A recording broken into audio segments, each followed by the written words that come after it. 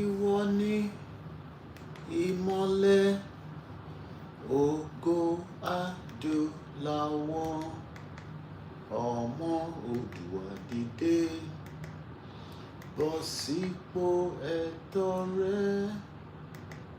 Ìwọ ni ìmọ́lẹ̀ ògo adúláwọ̀. A kí gbogbo ẹ̀yin ọmọládé ní gbogbo ibi tí ẹ bá tuntun láǹfààní àti gbọ́ wa ní àṣálẹ́ yìí. Mo kí wa pé a kú bójú ọjọ́ ṣe rí.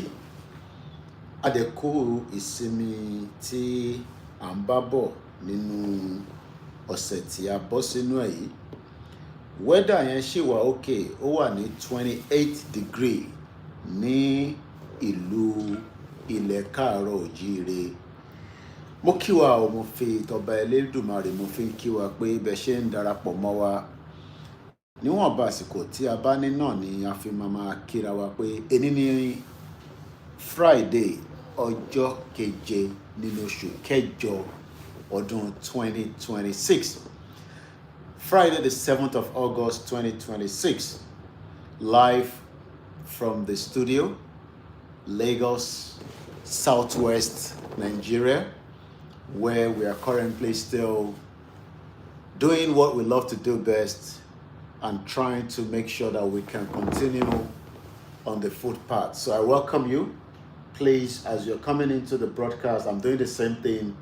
Help me to share and also to bring as many people in as possible. Mokiwa we eku boshin lo. I hope everyone is enjoying the beautiful summer in Europe and also in other parts wherever you are. Fawati awani Africa moki bubu wa pé ẹ káàbọ̀ sórí ìkànnì wa. Ọba Elédùmarè kò ní jẹ́ kí a ṣe ẹ̀yin èèyàn wa tí ẹ̀ ń tẹ̀lé wa torí pé ọ̀pọ̀lọpọ̀ àwọn tí à ń gbọ́ lẹ́tẹnu wa tẹ́ ń gbọ́ wa àwa láti wá confuse yín, bẹ́ẹ̀ dẹ̀ ni àwa láti wá ṣe ìtàn pè ní ọ̀dàlẹ̀ fún ilẹ̀ káàárọ̀ òjíire. Èmi náà ń pín sínú group wa, ẹjọ́ bẹ́yìn náà bá mi pín excuse me, kò pọ̀ jù. Mo kí gbogbo àwọn tíìmù wa bí ẹ ṣe ń darapọ̀ mọ́ wa. Mo kí bàbá wa Waris Jinadu, mo kí bàbá mi Ọláwálé, mo kí Yorùbá Freedom, mo kí ìyá wa Felicia Òkèwọlé, mo kí ìyá wa Stella Ṣódẹ́yìndé, mo fi tọ̀wọ̀tọ̀wọ̀ ni mo fi ń kí yín. Mo kí gbogbo ẹ̀yin tí ẹ ti ń wọlé tí ẹ tẹ̀ kémi náà torí pé kíkí náà ni ọmọ Yorùbá máa fi ń kíra wọn torí pé a kì í ṣe ẹ̀yà ibòmíì ju ẹ̀yà káàárọ̀ òjíire. Àwa ọmọ Oòduà ìran ọmọ aládé. Tó, níbo ni ká ti kọ́kọ́ bẹ̀rẹ̀ ètò? Tí a bá ní ká bẹ̀rẹ̀ ètò yẹn, màá kọ́kọ́ máa kí ìyá tó bí mi lọ́mọ. Lóòótọ́ ó ti rí ibi tí àgbà ń rè. Gbogbo àdúrà tí ìyá yìí tó ṣe kó tó di pó jáde láyé àti tí ìyá Ìgbòho ṣe àti ìyàwó bàbá Akíntóyè, mo ní àrò mẹ́ta ò lè dábọ̀ ẹnu àfi bí a bá ń parọ́ fúnra wa. Ẹ má ní mo pọ̀wé níwájú ẹ̀yin ìyá wa, ẹ̀yin bàbá wa. Mo kí ẹ̀yin tí ẹ ti ń wọlé o. Tí bá wọ glasses mi ló máa da torí pé iṣẹ́ tá a gbé dání, iṣẹ́ tó involve máa wo screen ní gbogbo ìgbà ni. Mo kí gbogbo yín pátápátá tí ẹ ti ń darapọ̀.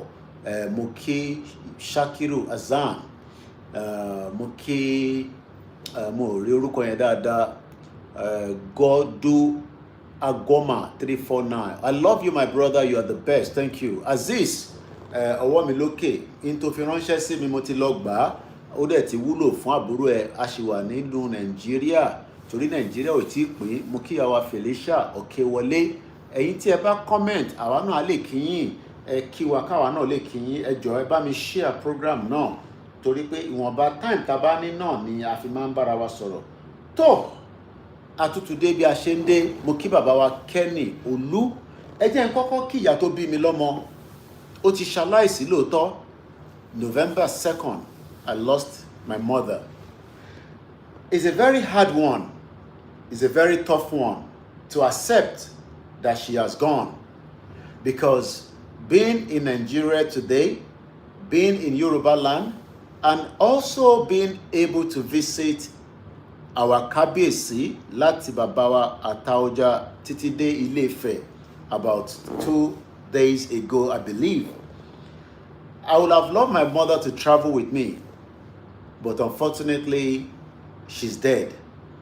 But wọ́n ní òkú ò kí ń sùn, so mo kí àwa jagun tí wọ́n represent mi, tó represent ìyá fún gbogbo àwọn ọmọ Yorùbá, because I told her to meet me at Igbowo's house. Ìyẹn ìyá wa jagun, wọ́n dẹ̀ ti lọ dúró dè mí síbẹ̀. Mo kí bàbá wa Gani Olóyèdé.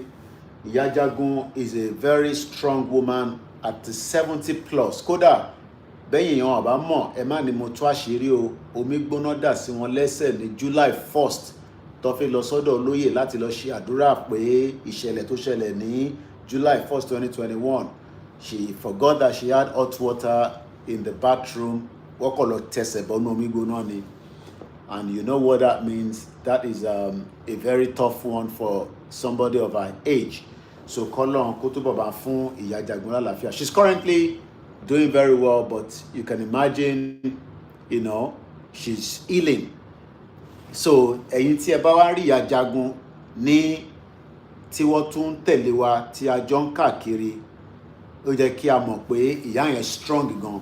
Ìyá yẹn strong, very very strong woman, because nígbà tẹ́mi gan rí ẹsẹ̀ yẹn mo ní grandma kí ló ṣe yín ní ẹsẹ̀? Wọ́n ní omi gbóná ni ó dàjọ́ àwọn lẹ́sẹ̀. Wọ́n ọ̀dẹ̀ ní ká wá béèrè kankan lọ́wọ́ anybody ju pé ká kọ̀ máa appreciate àwọn èèyàn wa tó wà ní Nàìjíríà, nílẹ̀ Yorùbá. Mo kí brother mi Abdulrahman Oseni, mo kí grandma Olúṣọlá Fábíyì, mo kí gbogbo yín lẹ́ẹ̀kan sí. Mo kí ẹ̀yin tẹ́ wò mí láti Dubai. Ẹ jẹ́ kí n kọ́kọ́ lọ báyìí. Ẹ jẹ́ n kí ìyá mi dáadáa. Kò sí láyé mọ́, àmọ́ àdúrà tí ìyá náà ṣe pẹ̀lú ìyá Ìgbòho àti ìyàwó bàbá Kítóyè àti rí result ẹ̀. Àti rí result ẹ̀. Ọmọ Yorùbá tí kò bá fi ẹ̀mí bá àwọn tó ti kú pé ǹjẹ́ ẹni tó kú, àwọn àdúrà tó ṣe sílẹ̀ àti tó ń ṣe níbi tó wà, ǹjẹ́ à ń rí result ẹ̀? Àwa ti rí result ẹ̀. But kò ń ṣe gbogbo èèyàn ló máa rí result ẹ̀, kò dẹ̀ ń ṣe gbogbo èèyàn ló máa ní understanding ẹ̀. So mo kí àwọn ìyá mẹ́tẹ̀ẹ̀ta pẹ̀lú àwọn tó ti lọ náà, ìyá wa Janet Fashakin, ìyá wa Taiwo, àti many others that have died that I might not remember their name straight away, àtàwọn ọkùnrin tó ti lọ. Ikú náà ni the end, but ká tó kú a gbọ́dọ̀ kọ ìtàn wa sílẹ̀. Ìtàn tí a dẹ̀ ń kọ yìí, àwa kọ́ la máa kọ́kọ́ kọ. Wọ́n ti ń kọ ìtàn ilẹ̀ Yorùbá látayébáyé ni. Ọlásùnkànmí mo kí yín. Kọ́ tó bí èmi ní 1978 ni wọ́n ti ń kọ ìtàn ilẹ̀ Yorùbá. Kọ́ tó bí bàbá Kítóyè ni wọ́n ti ń kọ ìtàn ilẹ̀ Yorùbá. Kọ́ tó bí Ìgbòho Òòṣà ni wọ́n ti ń kọ ìtàn ilẹ̀ Yorùbá. Mo kí ìyá wa Modúpẹ́ Bello. So èyí táwa náà ń ṣe lénìí, ìgbésẹ̀ táwa náà ń gbé lénìí, à ń kọ ìtàn ni. Ìtàn là ń kọ sílẹ̀. Mo dẹ̀ rántí pé nígbà tí ṣé kí n tó kúrò lọ́dọ̀ olóyè tí mo padà sékòó, torí bàbá gbàgede mo náà wá, là ń sọ̀rọ̀, àbíbo ni wọ́n ti ń sọ̀rọ̀ yẹn pé òkè ó dà ń pé mo tún wo Másọ̀yìnbó, mo wò lánàá èyí tí olóyè lọ ṣe lọ́dọ̀ brother wa Másọ̀yìnbó. Gbogbo àwọn tí a mọ̀ bí alágbára, àwọn oríṣiríṣi ìtàn tá gbọ́, a rí fídíò wọn, a gbọ́ ohùn wọn. Ọ̀dọ̀ Másọ̀yìnbó ni, yes, it was only yesterday, alẹ́ àná mo tún wò. Nígbà tí àlejò kan wá kí mi, àwa ń wo olóyè, à ń wo screen. Èyí táwa ń ṣe ní alẹ́ yìí, mo kí brother mi Yẹmí 1954 lórí Instagram. Very unusual that people comment on Instagram. Baba mi Waris ni, my Lord forgive me and you are the best of the righteous. Ẹ ṣé gan ni. Másọ̀yìnbó sọ̀rọ̀ lánàá, ẹ lọ wo fídíò yẹn towards the end. Ó ní èyí tí à ń ṣe lénìí ó mà ní ẹ̀rí nínú, a ní fídíò, a ní ọ́díò, a ní picture, a ní ọ̀pọ̀lọpọ̀ nǹkan tí 400 years from now people will be able to pull it, wá pull it out pé nígbà tí àwọn kan dìde tí wọ́n ń bínú sáwọn ọba wọn, àwọn ọba wọn ní kó ṣe sùúrù, nígbà tó wá di pé wọ́n ṣe sùúrù, àwọn ọba wọn fà wọ́n mọ́ra. Kábíyèsí Elédùmarè, títóbi Ọlọ́run. Mo wá lọ bẹ́ẹ̀, mo kí bàbá tó bí mi sáyé, òun ti lọ. Bàbá tó bí mi, mo ò mọ̀ sójú báyìí, mo ò mọ̀jú mọ̀ sójú. So ìyá tó bí mi nìkan ni mo lè sọ pé mo mọ̀ pé ẹni tó bí mi lélẹ́yìí. Picture bàbá mi nìkan ni mo ní lọ́wọ́, mo ò mọ̀ bó ṣe rí. Ara ń tà ń sọ náà nìyẹn, but mo rí picture ẹ̀ ní black and white. So mo kí àwọn òbí méjèèjì tó gbé mi wá sáyé, torí pé àwọn òbí tó gbé mi wá sáyé, òun ni àwa náà fi jẹ àǹfààní láti mọ irú èmi náà lénìí. Àwọn òbí tó bí, mo wà lọ́dọ̀ olóyè Ìgbòho nígbà tí bàbá Gbàgede mọ̀ tó ń fi picture mo mọ̀rúkọ bàbá tí wọ́n pe bàbá wọn ṣáǹsì àbí kinní kan. Olóyè fi picture bàbá wọn, wọ́n tún wá fi picture ẹni tó bí bàbá wọn, wọ́n fi wọ̀n wá nínú pálọ̀ wọn. Ìyẹn ní ìjọ Sunday. Ṣé Sunday ni? No. Ìjọ la lọ Ilé Ifẹ̀. Tẹ̀tí mix date yẹn nísìn. Ìbéèrè ni Friday. I think ìjọ Wednesday. No, Wednesday. Níjọ Wednesday, yeah. Wednesday ni. Níjọ Wednesday. So mo kí àwọn bàbá tí wọ́n bí ẹ̀yin náà àti ìyá tó bí yín. Kò ń ṣe gbogbo wa náà ni a máa lè ṣe in tí à ń ṣe yìí. Gbogbo wa la ní ipa lórílẹ̀ èdè ilẹ̀ Yorùbá tó ń pè ní ilẹ̀ Káàárọ̀ Oòjíire. Mo dúpẹ́ lọ́wọ́ ìyá tó bí mi lẹ́ẹ̀kan sí. Mo dẹ̀ sọ fún nígbà tí à ń sọ̀rọ̀ tèmi ò tẹ́ mọ̀ kó máa padà jáde láyé pé gbogbo ohun tí ó máa jẹ́ kí a ṣe àṣìṣe nípa pé à ń jà fún ìran wa, àbí pé a ṣe mistake pé àwọn bàbá wa pè wá, wọ́n bá wa sọ̀rọ̀, a máa wá sọ pé a gbọ́, èmi ò ní wà níbẹ̀. Gbogbo ohun tí a fi máa sọ pé ìta máa jẹ la máa fi wá dẹni tí a wá di àbùkù sí ilẹ̀ Káàárọ̀ Oòjíire. Ọlọ́run jẹ́ ká rí. Torí in tí a máa jẹ, tá máa mú, ọba Elédùmarè ti pèsè ẹ̀ nílẹ̀ Yorùbá fún gbogbo wa. Bọ̀ kò kárí látara ìdí kan sí ìdí kan ni. Mo wá kí ìyá tó bí mi lọ́mọ lẹ́ẹ̀kan sí. Nígbà tí mo kí ìyá tó bí mi lọ́mọ, mo kí àwọn in-laws mi tí wọ́n gbà pé ọmọ tí àwọn fi ọmọ àwọn lé lọ́wọ́ ó gbé àwọn ìgbésẹ̀ kan. Mo kí ẹ wà látà kó ṣẹ́ ní kó àtàrọ̀. Mo ṣẹ̀ bá engineer Mukaila sọ̀rọ̀ ni, k'Ọlọ́run wà pẹ̀lú ẹ̀, a ṣe sọ̀rọ̀ láìpẹ́. Mo dúpẹ́ torí pé ọ̀pọ̀lọpọ̀ àwọn family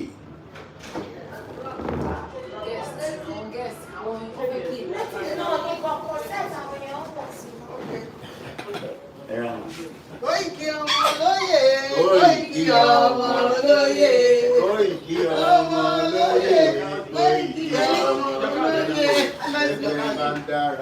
Látọ̀dọ̀ olórí ẹgbẹ́ ni. Bẹ́ẹ̀ni kan kó mọ, kájọ máa kó. Bẹ́ẹ̀ni kan ṣílé, kájọ máa ṣí. Bẹ́ẹ̀ni kan ṣẹ̀yẹ, ẹ̀rọ máa ṣe. Irú ẹgbẹ́ wọn ṣọ̀wọ́n. Ọmọ́táyọ̀ Koiki ni Alhaji mi Àtàtà, President Constant Star. Really? Nice to see you. Same here. A strong force behind Yoruba nation, a strong force for Oodua land, a strong force for the for many things. So I'm about to for me. It's my godmother. It's nice to see you. I'm so happy. Photo tó yà mo bí lórí. Àwọn àṣẹ sí máa ya fọ́tò sí fídíò ni mo kàn ṣe bó ṣe ń bẹ ṣe ń jó yẹn náà ni. Oh, okay. Send them to me. Ojú ní máa ya fọ́tò yẹn. Ó yá. Let's do it. Let's yeah. Okay. You want to say something? Let me do a video for now. Let's do a picture. Are you happy to see them? Yes, I'm very happy. It's a pleasure to meet the whole family. I'm grateful for the life. I'm grateful for the spiritual guidance that was put through with the father and the mother, and also Ekun. We will love you, we will appreciate you. And say thank you to your husband for giving you the privilege to do what you did for humanity. Grateful to the mother-in-law and everyone as well. And we're grateful to our kings. We're grateful to Osun State, and we're grateful to every part of Yoruba land. Is this going on the internet? I don't have a wig on. No. This is just for your own private. Okay, thank you. Take a picture now. Without the wig, Papa. Yes. So, yeah. All right. Thank you. All right. Oh, that's nice. Thank you so much for meeting us. Well, Emma Bino, you can tell that this year is a reunion year, especially for somebody like me that have been away out of Yoruba land for 5 years. So let's come back to the conversation. So money mo dúpẹ́ fún ìyá tó bí mi lọ́mọ pé ó fi mí sí ọ̀nà tí a máa fi dúpẹ́ fún. We are human beings and we are going to go at some point. Ìgbà tá máa lọ ni kò sẹ́ni kankan tó mọ̀. A kàn sọ fún Ọlọ́run kó jẹ́ kí a ní ẹ̀mí gígùn àtàlàáfíà. But nígbà tí olúkálùkù wa máa lọ, kò sẹ́ni tó lè sọ pé bye. Ìyẹn ni olúkálùkù ṣe gbọ́dọ̀ ṣe as much in your own capacity. Àwọn tí mò ń kí yẹn ó nífẹ̀ẹ́ ilẹ̀ Yorùbá tó pọ̀. I'm seeing her for the first time in 5 years. Ẹ máa ń dárúkọ sister mi kan tí mo ní wà ní New York. She's a medical director. Ọ̀gá ńlá gidi ni. Àwọn tó fẹ́ ṣiṣẹ́ ilẹ̀ Yorùbá pọ̀. So we are saying for the very first time in 5 years, wàá dúpẹ́ fọ́lọ́run. Kí ló gbé wa jáde lálẹ́ yìí? Ètò gbé wa jáde kò ju pé ká kọ̀ dúpẹ́. Ká dúpẹ́ fún bàbá wa Professor Adébánjí Akíntóyè tí wọ́n pèrò àwa báyìí. It was a clarion call adẹ̀gbọ́ sí wọn lẹ́nu. Because tí bá play back nígbà míì, màá kọ́ mọ̀ pé bàbá yìí ní understanding tó pọ̀. And we were able to listen. Mo kí bàbá Jasco. Ẹni tí mo kí yẹn ti dára ẹ mọ̀, mo kí dáadáa. Brother mi, mo kí ẹ. Ọlọ́run á bá mi pọ́n ẹ lé. Mo kí gbogbo àwọn team wa Koikimedia. Mo kí bàbá Akíntóyè dáadáa. And I'm grateful that he has played a very vital role and he's still playing it. I met him last week, Friday.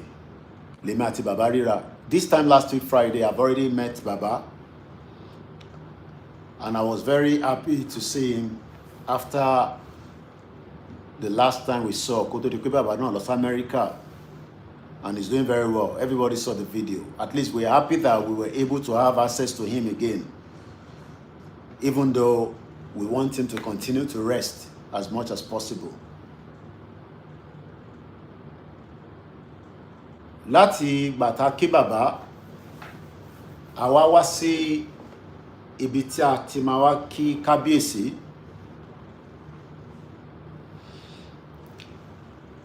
Mo kọ́kọ́ lọ sí ìlú Òṣogbo. Mo lọ kí Baba wa Àtaọ́jà. Mo ní Kabiyesi, mo kí yín. Mo kàn fẹ́ mú ibi ìrìn àjò tá rìn recently. Mo dẹ̀ ṣì máa lọ kí Baba wa ti Bariga. Last year, nígbà tá lọ ń bá wọn Kabiyesi, tá lọ ń dọ̀bálẹ̀ fún wọn, mo kí ọkọ ya Fọláyan.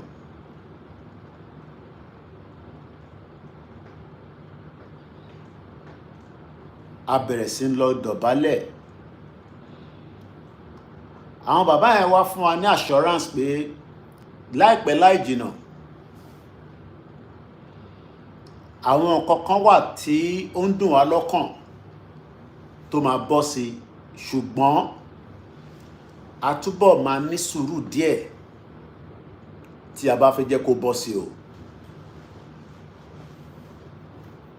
Bí nǹkan ṣe mú àwa nígbàyà náà ló mú àwọn bàbá wa náà nígbàyà. Wọ́n wá rí wa bí àwọn ọmọ wọn tí nǹkan kan ń rú nínú wa. Mo kí bàbá wa Joseph Olúbrown.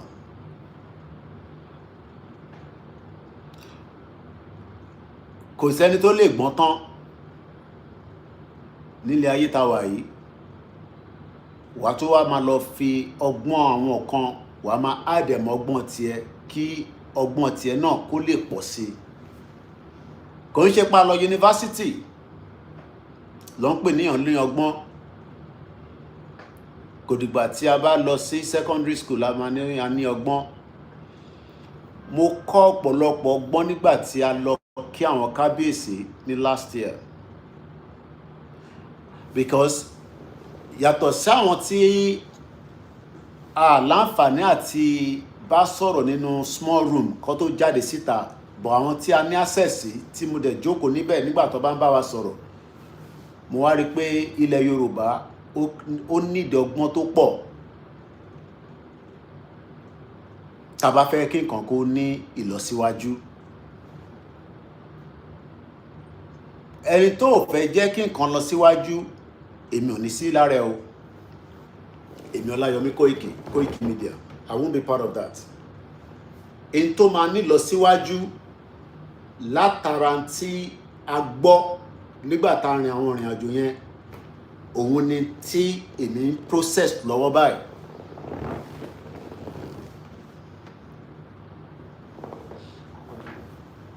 Mo wá kí ọba Elédùmarè látara àníyàn. Torí tá bá fi dídá ara wa, mo kíyà wa Nana Awele Ẹṣẹ́gọ́nímà, tí a bá fi ní ká fi máa ṣe tara wa, egbò tara wa nìkan, a túbọ̀ máa ṣe Elédùmarè gan fúnra rẹ̀.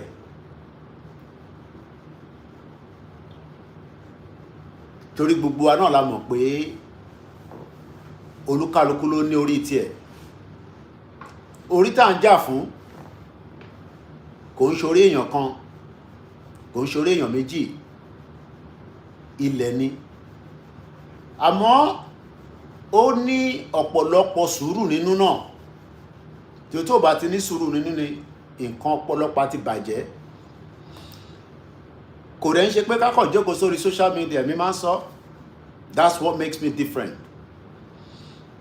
now that we have the privilege to be coming home, that means ó wù mí pé tó bá tún máa tó oṣù méjì mẹ́ta ká tún padà wá bẹ́ẹ̀ lọ ká máa engage àwọn tí a bá sọ̀rọ̀. Kò ṣe gbogbo náà la máa kó wá sórí social media, kò ṣe gbogbo ìrìn àjò tí olóyè ń rìn náà ló máa wá sórí social media, kò ṣe gbogbo ìrìn àjò tí bàbá Akíntóyè rìn lẹ máa gbọ́ lórí social media.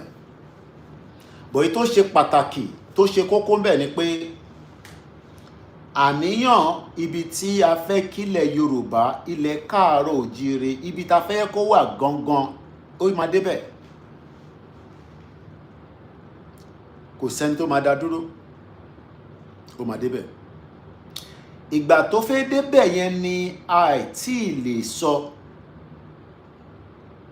Wàá gbọ́dọ̀ ní sùúrù tó pọ̀. Kò sẹ́ni tí títí dọ̀la tó bá ní ẹni tó ní ká dá ìjà sílẹ̀, èmi ni mo jẹ́ number 1 nígbà tá gbérìn àjò tá ń gbé dání tí kò dẹ̀ tí sí solution sí.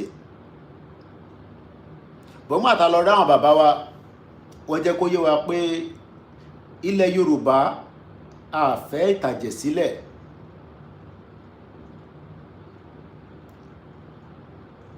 Ó dẹ̀ wà nínú Bible, ó wà nínú Quran. No matter how you are hot for something, ẹ gbọ́dọ̀ ta ẹ̀jẹ̀ sílẹ̀. Tẹ́ bá ti tẹ̀jẹ̀ sílẹ̀, then the purpose of intẹ́ ń jà fún yẹn gan ó ti wà defeated.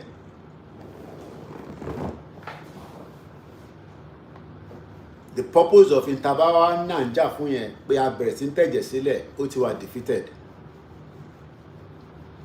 Mo wá kọ́ ọgbọ́n tó pọ̀ bí ṣe ń kọ ní Èkìtì, l'Óndó, lókè Ògùn, Èkó nìkan láì tí lọ, but wọ́n ń prepare Èkó láìpẹ́ tí a máa tún lọ kí bàbá wa Akíolú nígbà tí àsìkò yẹn bá tó, àwọn tó ń tò wá jẹ́ kí gbogbo wa gbọ́.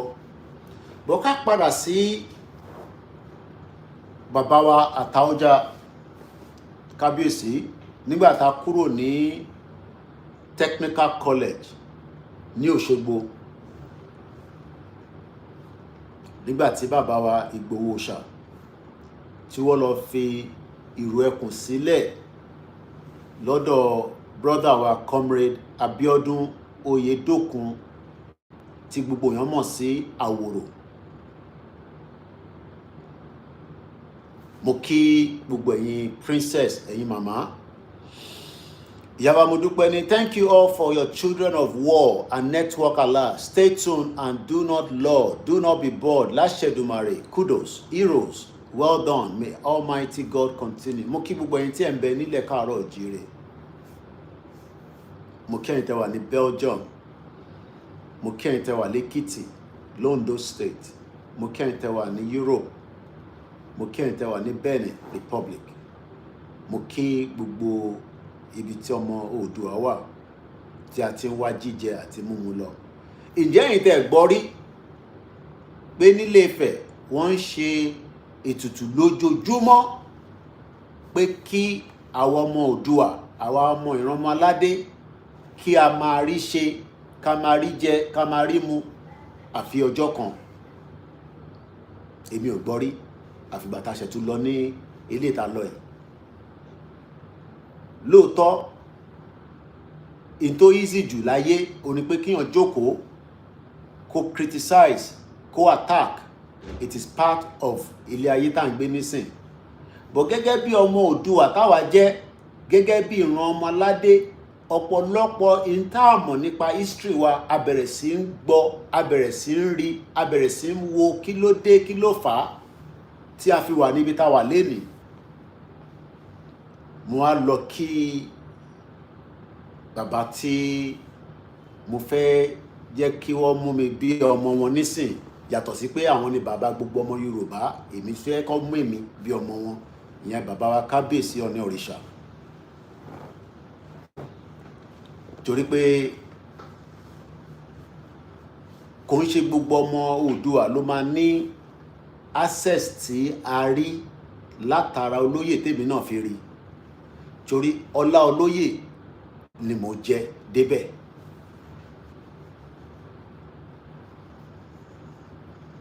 àǹfààní bàbá Akíntóyè ni mo jẹ débẹ̀. Ọlọ́run adé jẹ́ kí n jẹ́ pẹ́pẹ́pẹ́pẹ́. Torí pé nígbà tí Adé-Ilé-Ifẹ̀, Kábíyèsí inú yàrá tí wọ́n ní àkọ́kọ́ wọ̀ tí a lọ bá wọn nínú just àgbàlá wọn kí n pè bẹ́ẹ̀. Ẹ mọ̀ èrò pọ̀, wọ́n ti nígbà fẹ́ wọlé tó ń bi olóyè pé àwọn ló máa tẹ̀lé wọlé. Olóyè mo kí ẹ dáadáa. Mo ní tó bá wo ẹ̀gbẹ́ wàá rí mi, tó bá wo òsì wàá rí mi. Mo fẹ́ jẹ́ kí gbogbo ọmọ Oòduà ẹ bá mi dúpẹ́ fún Ìgbòho Òòṣà. Olóyè nígbà tí wọ́n sọ fún mi pé ní Ọ̀ṣun àti Èkó important event méjì kan máa wáyé. Mo sọ fún olóyè pé ṣé mọ̀ pé mi ò ní iṣẹ́ kankan tí mò ń ṣe nílùú òyìnbó lọ títí. Ìrìn àjò tá gbé dání kò jẹ́ ká ráǹfààní àti ṣe púpọ̀. Olóyè ní kí n lọ bèrè tó ta tíkẹ́ẹ̀tì kí n jẹ́ kóun gbọ́.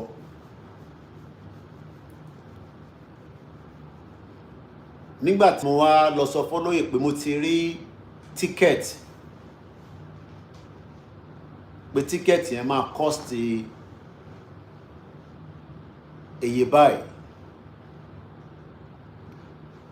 Olóyè wa ń béèrè pé báwo ni mo fi ṣe kí wọ́n send owó yẹn sí mi. Mo ní tó bá dáa pé kí n rí gbà ní pounds náà ló máa dáa. But èmi kọ́kọ́ béèrè lọ́wọ́ olóyè pé tí bá máa dé àwọn á fi mọ́tò ránṣẹ́ láti wá gbé mi ní Muritala Mohammed Airport. Mo ní bẹ́ẹ̀ ni mo fi tíkẹ́ẹ̀tì ẹ̀sẹ̀. Olóyè ní kí ló dé, kí ló fà á. Lolóyè bá faraya pé kí ni mo tún fẹ́ lọ ṣe ní Benin, ilẹ̀ Yorùbá ni. President Tinubu ti ní ká máa bọ̀ nílé.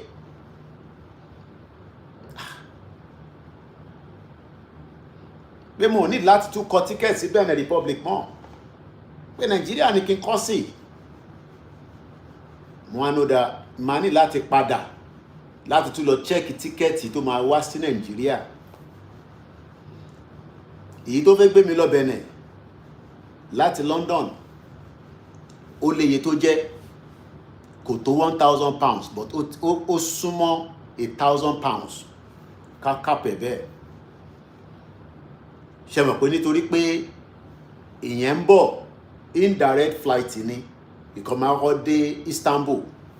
Gbogbo tẹ́ bá rí mi ní Istanbul yẹn stopover ni mo máa ń ní layover 4 hours depending on time differences.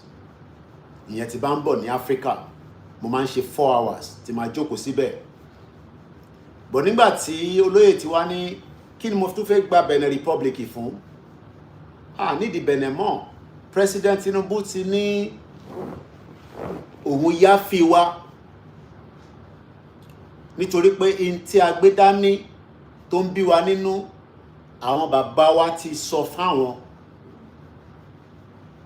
Bàbá wa Olúbàdàn Kábíyèsí o, bàbá wa Aláàfin, gbogbo àwọn bàbá wa pátá ló ti gba ìtàn pè ní a bit of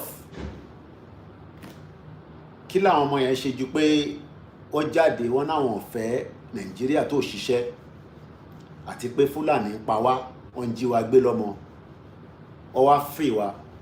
Lóòótọ́ kò sẹ́ni tó wá mi ní Nàìjíríà yàtọ̀ sí pé bóyá tí a bá ní ká wo àwọn nǹkan tí a ti sọ ẹlòmíì lè máa wà pí pẹ̀lú ẹ̀. But I was never on the wanted list even though my principal was put on that. Mo wá ṣẹ̀ lọ confirm tíkẹ́ẹ̀tì mi tó fi wá Nàìjíríà. Nígbà tí mo wá rí tíkẹ́ẹ̀tì mi, eléyìí tí ó lágbára, ẹ̀rọ ká ti wà ní summer. Gbogbo tí mo dẹ̀ sọ yìí was within less than a week or 2 weeks. Bàbá wa Ìgbòho wá ní ṣé mo ti rí ticket, mo ní mo ti rí, mo wá ń wá bí ṣe máa tún ṣàlàyé fún wọn pé price yẹn ti yàtọ̀, mo wá ní price yẹn ti yàtọ̀, ìyẹn ti wá lọ sí 1000 plus, kò tó 1003, but ó wà láàrin between 1000 àti 1003. Olóyè dẹ̀ ní àbá Elédùmarè àbáwá gbé, and the ticket was sorted out. Àánú Ọlọ́run ni mo jẹ lára Ìgbòho. Kọ́lọ́run túbọ̀ bá mi dúró tì, kó bá mi fọwọ́ ẹ̀ sókè. Gbogbo ohun tí ó gbé dání kí àwọn tó ní ilẹ̀ káàárọ̀ òjíire, bí bàbá wa Ọọ̀ni ṣe sọ, kí gbogbo wa ká rí ìta máa fi ràn lọ́wọ́. So mo dúpẹ́ fún olóyè, torí rírí tèmi tẹ́ ń rí mi nínú Nàìjíríà ó wá látọ̀dọ̀ olóyè pé ó confirm pé kódà as at last year Bishop Adesina ọjọ́ sọ fún mi pé kí n má try ẹ̀ pé mo fẹ́ wá Nàìjíríà lẹ́yìn gbogbo wàhálà tó ṣẹlẹ̀ pẹ̀lú ti Bishop, pé kí n má try ẹ̀ o, kí n má try ẹ̀ rárá, pé because àwọn tí wọ́n ń dẹ páńpẹ́ fúnra wọn. But nígbà tá a dẹ̀ mọ̀ pé tí a ṣe àdáràn, àmọ́ a mọ̀ pé lóòótọ́ kò sí bí a ṣe fẹ́rìn tí orí ò ní mì, especially nígbà tí ìjọba tàná, torí ìjọba tàná inú ẹ̀ kò dùn sí Koikimedia,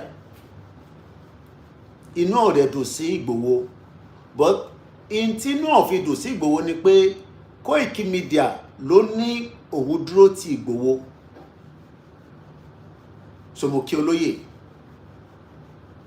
for making it possible to make it down here. Now, ká lọ síwájú díẹ̀ sí, ká dọ́dọ̀ bàbá wa Ọọ̀ni òrìṣà Kábíyèsí, ká dé pẹ́ lórí. Last year ni mo ti rí pé bàbá tí a rí, bàbá yẹn sọ statement kan pé in tí ẹ ń fà yẹn, a dúró tì yín spiritually, a dúró tì yín pé kí ọwọ́ àwọn ọ̀tá kó má rí yín mú. Tẹ́ bá dẹ̀ rántí pé mo ní access sí bàbá wa Ọọ̀ni òrìṣà as bí mo ṣe ní access sí bàbá wa tó lọ tàná, bàbá wa Aláàfin tàná, ikú bàbá Yèyé. Ẹ mọ̀ pé máa ń sọ ní gbogbo gbà pé bàbá sọ pé wọ́n ò ní rí yín mú o, àmọ́ ẹ̀yin náà ẹ má nà gẹ̀rẹ̀ ṣe bí ọkùnrin, torí pé àwa náà túrálẹ̀ fún yín. But nígbà tá lọ sí ọ̀dọ̀ Kábíyèsí ní last year, Kábíyèsí jẹ́ kó yé wa pé in tí ẹ gbé dání yẹn in tó le gan ni, but àwa náà fi yín sílẹ̀.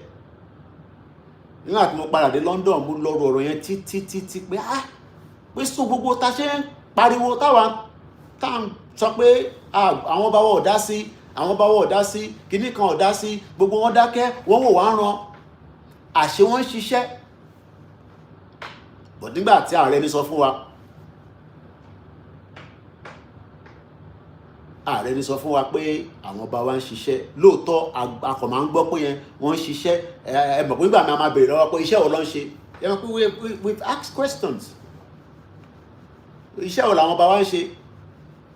Now ta ló tún fẹ́ wá jẹ́ kí òun wá jẹ́ ọmọ àlè Yorùbá pẹ̀lú tí a rí nílé Ifẹ̀ ní ọ̀sẹ̀ táwa yìí ni o, week táwa yìí ni mo sì ń sọ o, but Ilé Ifẹ̀ was Tuesday la lọ sí Ilé Ifẹ̀ nígbà tá kúrò ní kíní.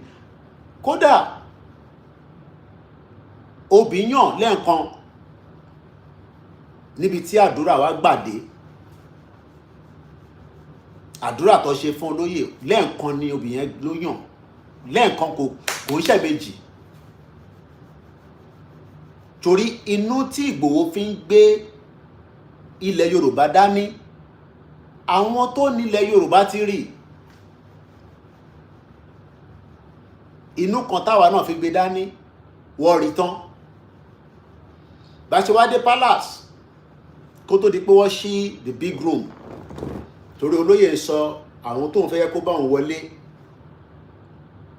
because èmi wà lọ́wọ́ ẹ̀yìn bẹ́ẹ̀ lọ ń pe Koikida ṣẹ́ni tó ra tíkẹ́ẹ̀tì almost 1,003 pound sterling tó ń ṣe náírà nínú sọ́mà bẹ́ẹ̀ mi ṣe wọlé àwọn díẹ̀díẹ̀ wọlé mo kí brọ́dà mi Awíkoko àbárawájà ìjà wa ti tán brọ́dà mi Awíkoko apàdé lọ́dọ̀ Kábíyèsí ọlọ́ọ̀bá Elédùmarè abá mi wà pẹ̀lú Awíkoko mo kí Ẹ̀yẹmí Fátókí òun wà pẹ̀lú olóyè níjọ́ Monday ọba Elédùmarè ò ní tú àṣírí a máa bò ni a wà pẹ̀lú ìyàwó àtàwọn ọmọ nígbà táwa wọlé sí àgbàlá Kábíyèsí tí olóyè ti kí Kábíyèsí tán tí èrò yẹn ṣáà ń fi tìtì náà bí bá ṣe jẹ́ kékeré tá wọnú lé yẹn náà ẹ mọ̀ á sì máa fì ni èmi náà bá súnmọ́ ní bá dọ̀bálẹ̀ Kábíyèsí bá ní ẹlẹ́nu rẹ́zọ̀ Kóìkì ẹ lọ bá mi ṣí ẹ lọ ṣí pálásì káwọn ọmọ Ìgbòho wọlé Ìgbòho kì í dárìn mo kàn wò bàbá yẹn báyìí pé ẹni tó gbọ́dọ̀ jẹ́ bàbá yàn lélẹ́yìn nísìn ẹ lọ gbọ́n tí bàbá wa Olúgbọ́n sọ nígbà tá lọ sọ́dọ̀ wọn ní last year wọ́n ní gbogbo tí olóyè gbé wá bá wọn ló máa ṣe o àmọ́ àwa náà máa accept a máa gbà pé in táwọn náà fẹ́ a gbọ́dọ̀ jẹ́ kó ṣe kí nìkan tó fẹ́ pé kí President Bọ́lá Ahmed Tinubu kó padà wá ṣe second term ṣẹ́mọ̀ pọ́rọ̀ yẹn nígbà tí a lọ sí bàbá wa Olúgbọ́n ṣẹ́mọ̀ pọ́rọ̀ yẹn oríṣiríṣi àwa èèyàn ní understanding ẹ̀ bò èmi wá dúpẹ́ pé èmi ti lọ understanding ẹ̀. I'm not here to beg anybody to understand it. President Bola Ahmed Tinubu must continue to be the president of the Federal Republic of Nigeria. Láṣẹ Èdùmàrè. Inshallah wa kudratullahi lórúkọ Jésù Kristi. Kọ̀mẹ́tẹ̀ta lè mi gbé dání. 4 + 4 is equals to 8. Campaign ò tí bẹ̀rẹ̀. Ìyẹn la tí ṣe fẹ́ bẹ̀rẹ̀. Kọ́má lọ ní Kóìkì ṣe lọ bẹ̀rẹ̀ campaign tí INEC ò tí mú ọjọ́ níjọ́ tí INEC bá ti sọ pé campaign bẹ̀rẹ̀ pam Kábíyèsí Elédùmarè ìṣẹ̀ṣẹ̀ bẹ̀rẹ̀ ni mo tún padà bọ̀ torí àwa ń lọ láìpẹ́ padà ẹ mọ̀ pé torí eléyìí tí mo wá láti wá kí Kábíyèsí fún iṣẹ́ tí wọ́n fẹ́ lọ ṣe ní Ọ̀ṣun àti ti ọba Bariga. I'll be back to London very soon again. But ní tí INEC bá ti sọ pé campaign bẹ̀rẹ̀ báyìí pa so that kẹmání Kóìkì Yorùbá nation ìyẹn kọ́ la gbé dání mọ́ nísìnyí ìta gbé dání sí ni pé a lè gbà kí wọ́n gbé bàbá Tinubu wálẹ̀ ọmọ Yorùbá lè ní inú sọmọ alẹ́ Yorùbá ọmọ ọkọ Yorùbá tí mo dẹ̀ gbọ́ mo gbọ́ èdè dáadáa but mo gbọ́ back and left ilẹ̀ Yorùbá ló ń pè bíbà a máa campaign wọ gbogbo ilẹ̀ Yorùbá fún President Bola Ahmed Tinubu gbogbo àwọn family tèmi o títí kan àbúrò mi tẹ rí yẹn Bíọ́lá tó wà ní Kòròdú wọ́n ti lọ gba PVC wọn a máa tẹ̀ka délẹ̀ fún President Tinubu ó kàn dùn mí pé mi ò ní lè vote ni ó ti late èmi gan bá lọ gba pé a máa vote but late but pé àwọn ò lè tẹ̀ka yẹn a máa campaign délẹ̀ fún President Bola Ahmed Tinubu máa gbogbo platform mi pátá la máa fi campaign fún èmi fúnra mi gan bọ̀ sálẹ̀ tá a máa jọ ṣe campaign yẹn pẹ̀lú Ìgbòho ṣá a máa campaign wọ gbogbo anywhere nílẹ̀ Yorùbá pé President Tinubu ni continuity yẹn ká sì fìyẹn sẹ́gbẹ̀ẹ́ kan náà kí n padà sí Ilé Ifẹ̀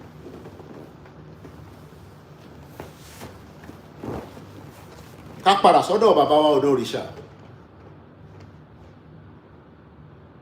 mo ní last year ni bàbá jẹ́ kó yé wa pé in tí a fà pẹ̀lú Fúlàní àwọn òrùmọlẹ̀ Jésù Kristi multi-faith tó sùn tó wo àdúrà gbogbo ìyá tẹ máa ṣíra sí wòwò nínú yàrá yín tẹ́ ń fi àdúrà ràn wá lọ́wọ́ pé àníṣẹ́ ọwọ́ ayé ò ní mú ẹ Koikimedia. Àwọn ọmọ mi tó wọlé nísìn ọ̀rẹ́ mi tó yí mo rí fún 5 years tá ṣe ríra nísìn ó kàn wò mí pé báwo mo ṣe wá gentle báyìí pé tí bá ti wà lórí screen is a different person. Mo ní you must have 2 different life. Tá bá ń ṣe Yorùbá nation tá gbé dání tí bá tún máa fi yẹn react nínú ilé máa tètè dàrú. Ó kàn wò mí pé ṣé Koiki náà lè lè ṣá tí kò rí mi rí àríra rí mo dẹ̀ pé lórí fídíò kọ̀ rí torí lọ́kọ òun àtọkọ ẹ̀ náà lọ́jọ́ dé pẹ̀lú àwọn ọmọ ẹ̀. Mo kí ẹ Yorùbá wù mí gbogbo Ìjẹ̀bú.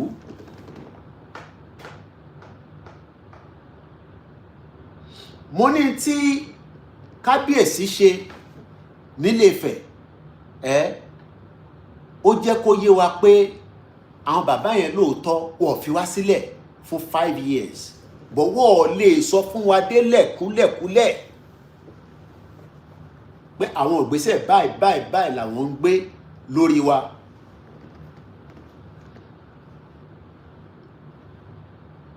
Ṣé gbogbo àwọn wòlíì táàrírí tó ń sùn tó ń sọ pé àfáà kan sì ń sọ fún mi lánàá pé wọ́n gbé àwòrán Ìgbòho wá bá òun ni ká tó bẹ̀rẹ̀ Yorùbá nation ó ní bìkan òun rí pé wàhálà fẹ́ wọlé Yorùbá ẹ̀rù bà òun. Àfáà lẹ́ni tí mò ń sọ yìí ó sì wà pẹ̀lú mi lánàá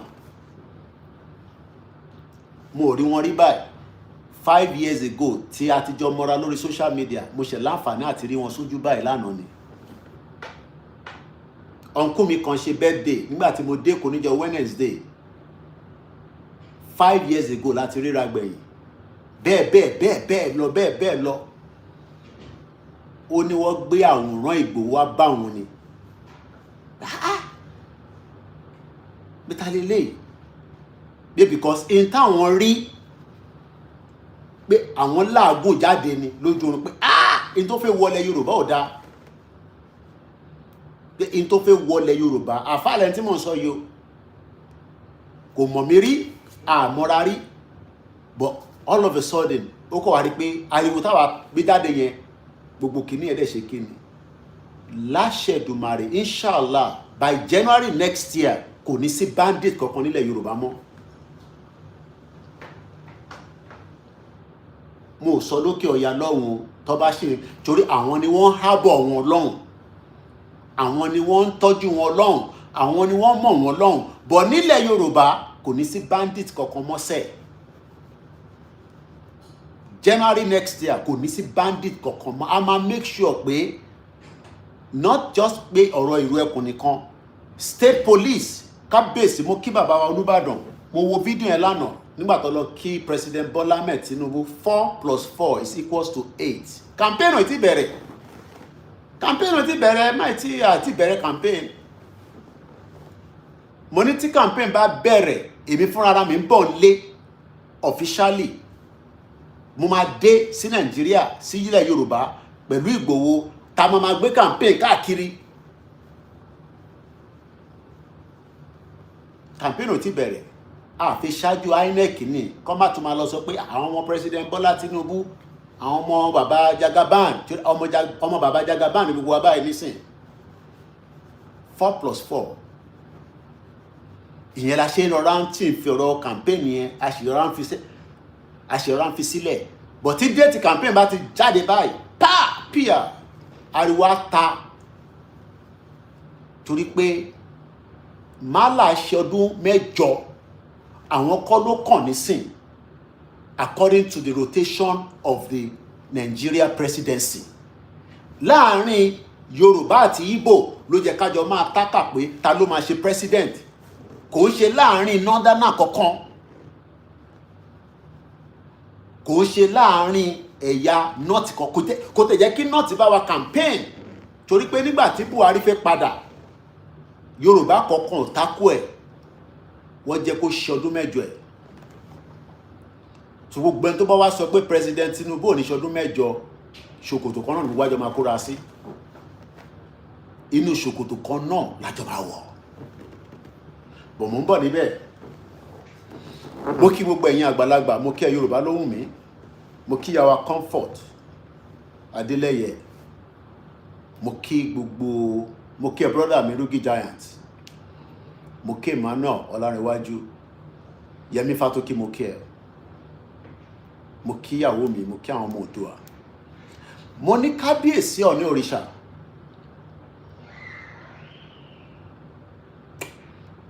Bàbá yẹn personally èmi nísìn ẹ bá mi kí bàbá, èmi personally àti ìyàwó mi ẹ bá mi dúpẹ́ fún bàbá, ẹ bá mi kí wọn,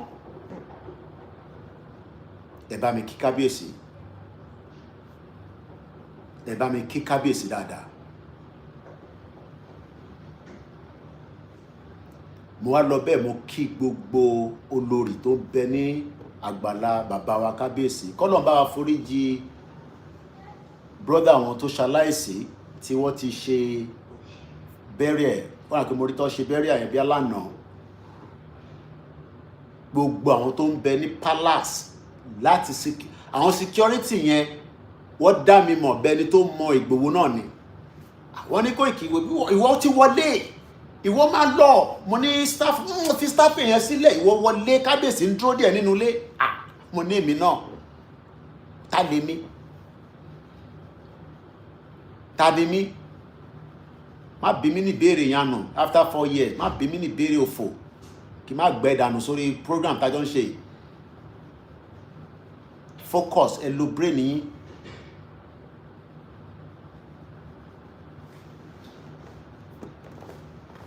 Ọmọ Ìgbò gan sọ pé Tinubu gan tó bá máa ṣe third term, òun ti ń pariwo third term, ìwọ́n sọ̀rọ̀ after 4 years. Mo kí ìyá wa Ajé Olókun, ìyá dáadáa, kò ní bàjẹ́ fún yín.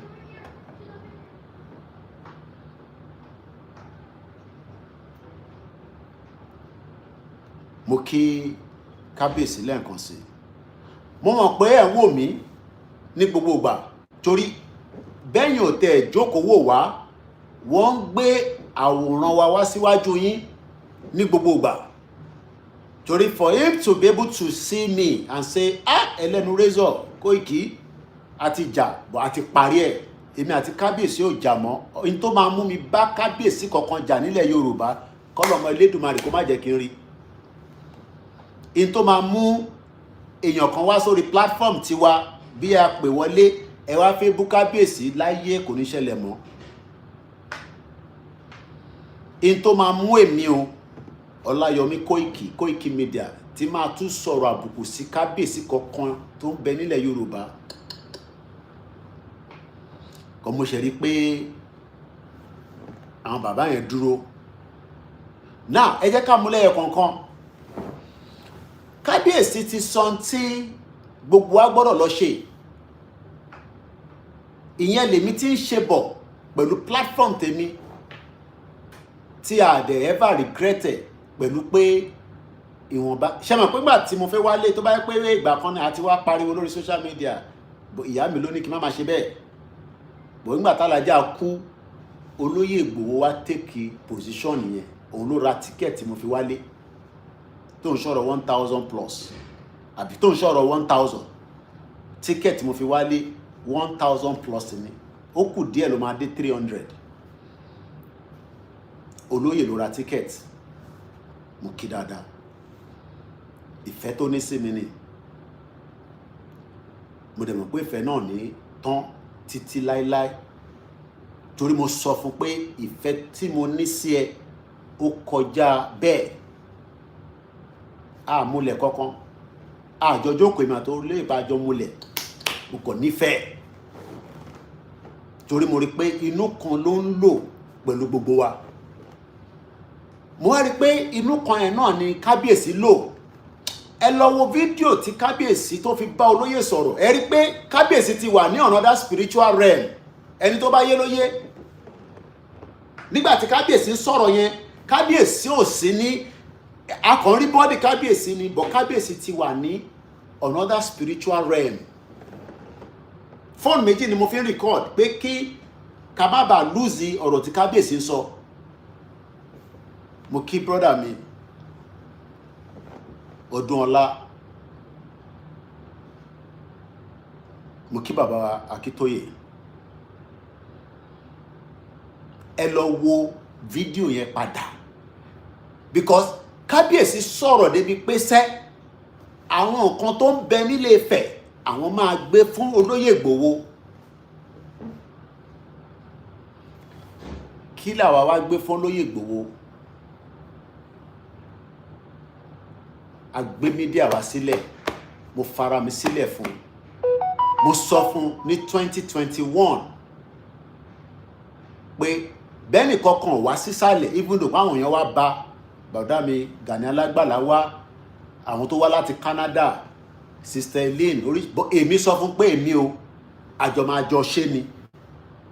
Ṣé nísìn ni kí wọ́n fi olóyè sílẹ̀ nígbà tó ní Jagaban 4+4, àbí tí àwọn kábíyèsí wa Olúbàdàn tí wọ́n ń ṣe tàrí rìsọ́ọ̀tẹ̀, ṣe nígbà yẹn ni ká wá sọ pé àfẹ́ Jagaban, ìyẹn President Bola Ahmed Tinubu. Ẹ̀yin náà tó bá jẹ́ ẹ̀yin náà ni ẹ gbé yẹ̀wò,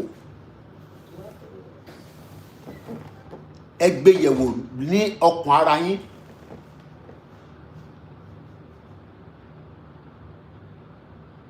In 5 years, mo kí ẹ ọmọ ọlọ́jọ́ bí Tóbi, gbogbo Turkey kò ní bàjẹ́ fún ẹ. Mo rin àwọn ìrìn àjò kan dé Turkey, at least mo sọ fún yín pé story Turkey yẹn kò ń ṣe lénìí. Brother mi tó ń wà lórí Instagram mi tó ń pè ní Rugby Toby 48, nígbà tójú ogun le tó le tatata tí gbogbo ẹ̀ dàrú pátápátá, mo gbé ìyàwó mi tó wà Nàìjíríà, bẹ́ẹ̀ ni mo gbé kúrò ní Nàìjíríà, mo ní kó lọ jókòó sí Turkey.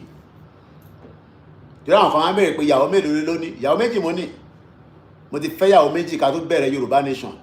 Ọmọ olóyè lèmi, bàbá tó bí mi gan 5 ló fẹ́, 19 children ni bàbá mi ní, ìyà ò jẹ kankan nú wọn. Kò dẹ̀ ṣe ẹyọkan ló bí sí London. Bẹ́ẹ̀ lẹ gbọ́ lẹ́nu mi. Gbogbo tí a wá nígbà yẹn tán ní ó káàmpù girlfriend sínú ilé olóyè torí nǹkan yìí yín gbà yẹn, torí àbòsí pọ̀ lára ọmọ Yorùbá. Ẹ̀tẹ̀ máa gbé ṣubú lẹ̀ ń wá, àdẹ̀ ṣubú.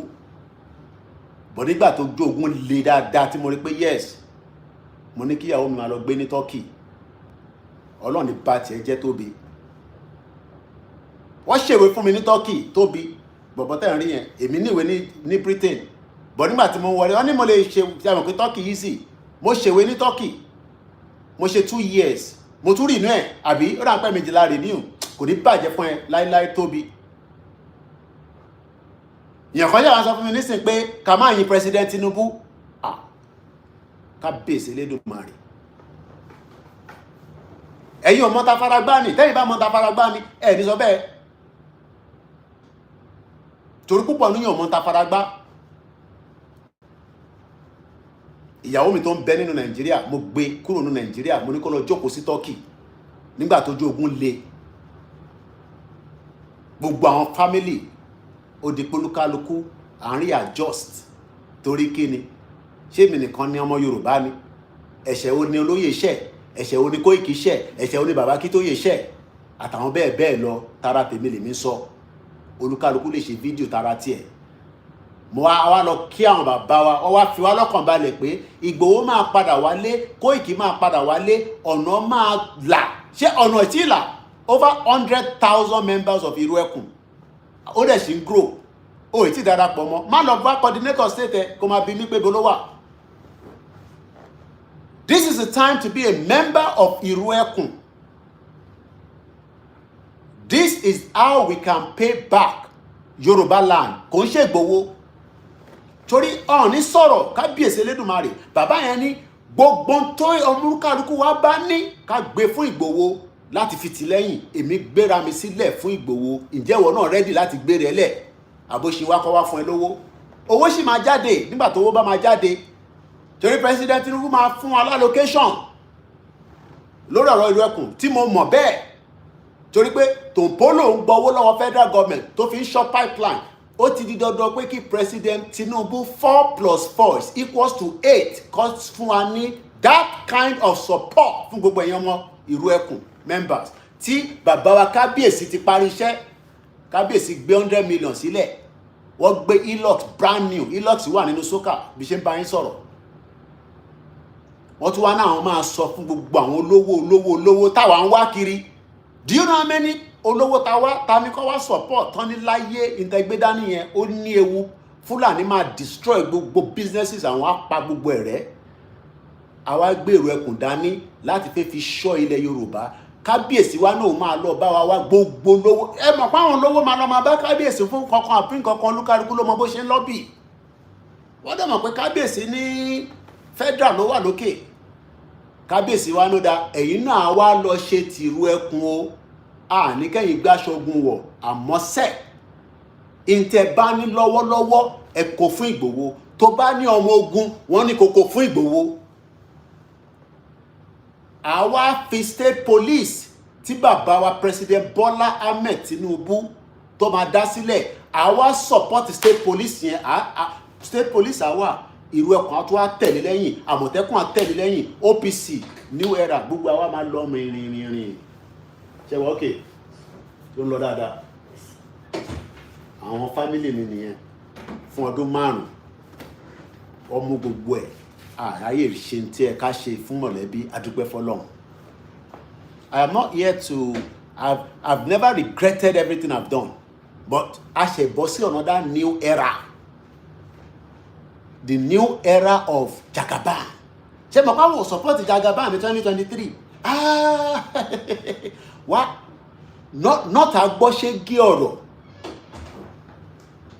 Ẹ̀yin ẹ̀ ò travel o, ẹni tó ti wà Nàìjíríà kan ni mo bá sọ̀rọ̀. Màmá wa kan kọ́nà bá mi dúró tì mọ́mì. Nígbà tí hòtẹ́ẹ̀lì tí mo dé sí tó lóye ní ilé olóyè ti full up. Olóyè kan ní coordinator máa fẹ́ sí hòtẹ́ẹ̀lì kan tó máa sùn tó ní sí problem ní Ìbàdàn ní Soka. Àwa ńlá ní President Tinubu lọ́wọ́lọ́wọ́, àwa ńlá ní gbogbo àwọn bàbá wa lọ́wọ́lọ́wọ́, nǹkan kan gbọ́dọ̀ tún ṣe wá mọ́. But àwa náà gbọ́dọ̀ wá ṣe ọmọ àlè mọ́. Àwa náà gbọ́dọ̀ wá fà sọ̀rọ̀ òdì sáwọn ọba mọ́. À ń ṣọmọ àlè tẹ́lẹ̀, but a gbọ́dọ̀ fi ọgbọ́n níbi tí ọgbọ́n wa dé nísìn. Ìwọ tó bá ní ọgbọ́n kọ́ ni mò ń bá sọ̀rọ̀, àwọn tó ní ọgbọ́n lèmi bá sọ̀rọ̀. Torí ẹlòmíì ò kúrò nílùú tó wà. Tó lọ́gbọ́n, ẹ̀kọ́ ń gbé abroad wọ̀ lọ́gbọ́n. Àwọn tó wà Nàìjíríà tẹ̀lé pé poverty ṣì ń bẹ nínú ilé. But a mọ̀ pé gbogbo ẹ̀ pátápátá Ọlọ́run á fún President Tinubu ṣe. But àwọn governors wa a máa make sure pé a béèrè pé kílẹ̀ yìí náà máa ṣe tí nǹkan máa fi rọrùn. The new face of Yoruba land la fẹ́ wọnú ẹ̀, but ara ń ta àwọn north. Mọ́mí wa kan dé láti Amẹ́ríkà, mo rí àwọn náà rí. Àwọn náà wá ṣe ayẹyẹ kan. Àwọn Amẹ́ríkà làwọn wà, wọ́n gbé grandma wálé. Ẹ̀hàn pé táwọn àgbàlagbà bá ti dàgbà, wọ́n gbọ́dọ̀ gbé wọn wálé bó ṣe jẹ́ kó rí nìyẹn.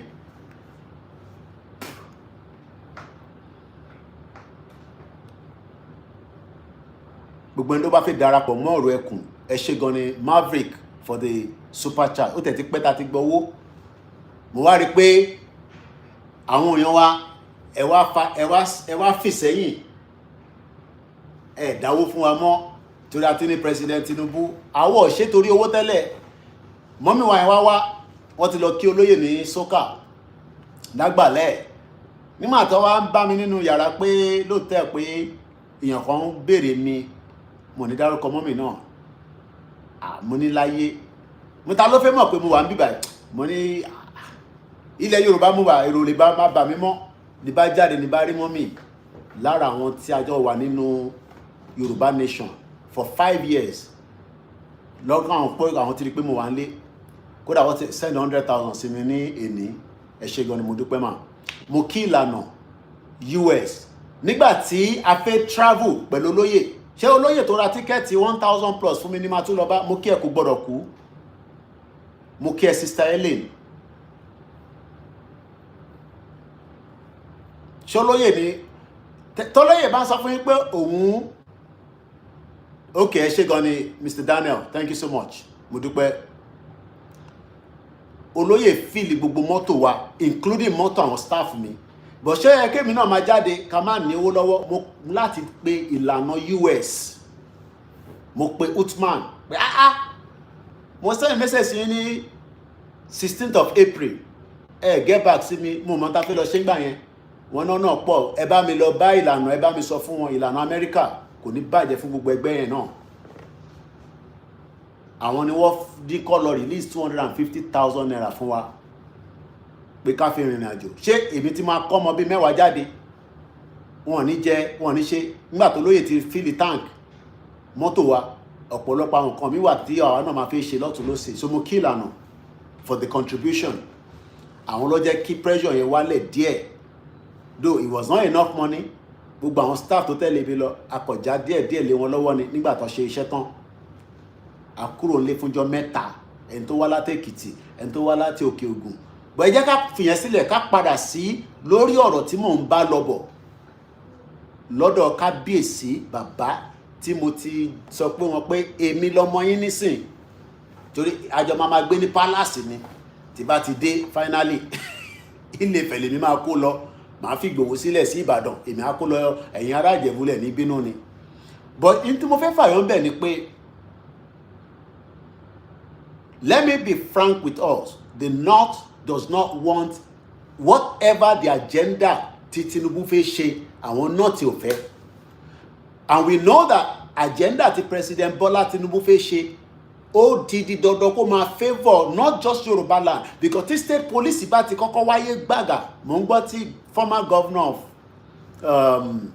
Lagos State bàbá wa Fashola tó ń sọ̀rọ̀ very intelligent man mo wo program yẹn ó dà pé wọ́n ti ṣe níjẹta but mo ń wo lórí I think it was interview on TVC mo kàn ń wo láàárọ̀ yìí tá bá dá state police sílẹ̀ ó máa take 6 months kó tó train àwọn èèyàn then ó máa take 2 years káwọn èèyàn tó lè máa lo rifle ẹni tó máa lò dáadáa mo wá ń sọ sọ́kàn mi pé but kí ló dé tẹ́yìn ò sọ fún Buhari kó ṣe state police mo kí brother mi Daniel wọ́n tún ti bínú wọ́n fún wa ní £2 lẹ́yìn kan wọ́n tún fi £10 lé lórí ẹ ṣé gan ni gbogbo ẹ̀yin tí ẹ̀ ń gbọ́ mi.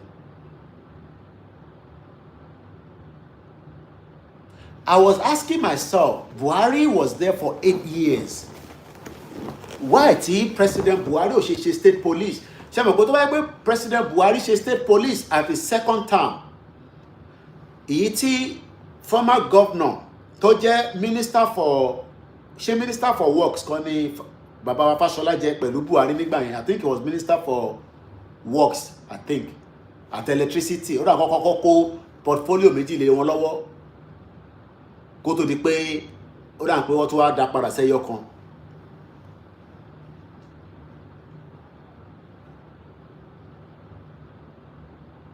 Mo kí ìyá wa Nana Awele mo kí ẹ̀yin tẹ́ wà ní Switzerland, Austria gbogbo bí kébi tó lúkálukú wa bá wà. He was saying that it will take 6 months kó fi train àwọn ọlọ́pàá. Yes, it's okay. It will take 2 years before they can be able to manage a rifle. Yes, it's okay, but we want that state police to be established as quickly as possible, latest by the 1st of October. Kí President Tinubu announce it. Does that mean that Nigeria is in full working mode? The answer is no. But we are heading towards somewhere to my favor Yoruba land power. So if Buhari has established state police as at the second term of his presidency, Baba Waris Jinodo for the super chat. At the low to baja the end of this month. I to fish one or two things. And please support Koikimedia. It's a voluntary donation. If President Buhari Moke Walata Moke Bubainti ṣiṣẹ́ lọ iṣẹ́ làwa náà ṣe lọ́wọ́lọ́wọ́ yìí ní aago 9 ló ṣe fẹ́ lù àdẹ̀ní fi táìmì yìí torí ẹ fẹ́ lọ sí mo kí gbogbo àwọn redeem gbogbo ọ̀nà blọ́ọ̀kì rẹpẹtẹ wọn kí ló tún fa tráfíkì tó ń lọ sọ́nà Ìbàdàn lẹ́ni báyìí torí Elédùmarè àwa rí pé àwọn bàbá wa Gio ló ń ṣe 74th kinní kan lọ́dọ̀ wọn lọ́hùn kádùrà wa kó gbà lọ́tún lósì.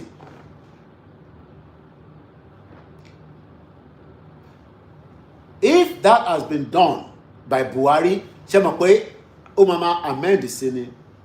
But let's put that aside. Gbogbo ẹni tó bá fẹ́ support wa, link yẹn lọ ti fi síta. Ọpẹ́ ẹ bá mi lọ jù sí orí Koikimedia Odùduwà, the other page yẹn náà wà live. Gbogbo ẹni tó fẹ́ darapọ̀ mọ́ ìró ẹkùn, gbogbo gbàdá máa fi details yẹn síta. Ẹ pè àwọn tó bá yẹ pé mo kí gbogbo ẹ̀yin tí ẹ ń bẹ ní France, Save Humanity Media TV, ẹ ṣé gan ni. Ó tójọ́ mẹ́ta, a mọ̀ pé lóòótọ́ Yorùbá World Media pín sí méjì, ọ̀rọ̀ àwọn bá kó gbogbo ẹ̀ papọ̀ sójú kan. Mo kí Ajakun, mo kí president àti gbogbo àwọn tó ń ṣiṣẹ́, mo kí brother wa Fatai Ṣówẹ̀mímọ́. Mo fẹ́ dúró lórí Kábíyèsí torí Kábíyèsí ló ní program tí máa ṣe for the next ìgbà tó bá ti wá di pé mo tún fẹ́ move away. Mo kí sister mi Lee Ọmọtọ́ṣọ̀, ọmọ Yorùbá àtàtà ní Germany ló ń gbé, ó fẹ́ relocate wá sílẹ̀ Yorùbá, òun àti baálé rẹ̀.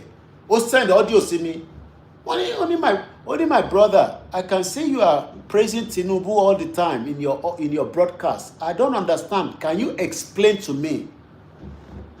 And now explain to her the reason why.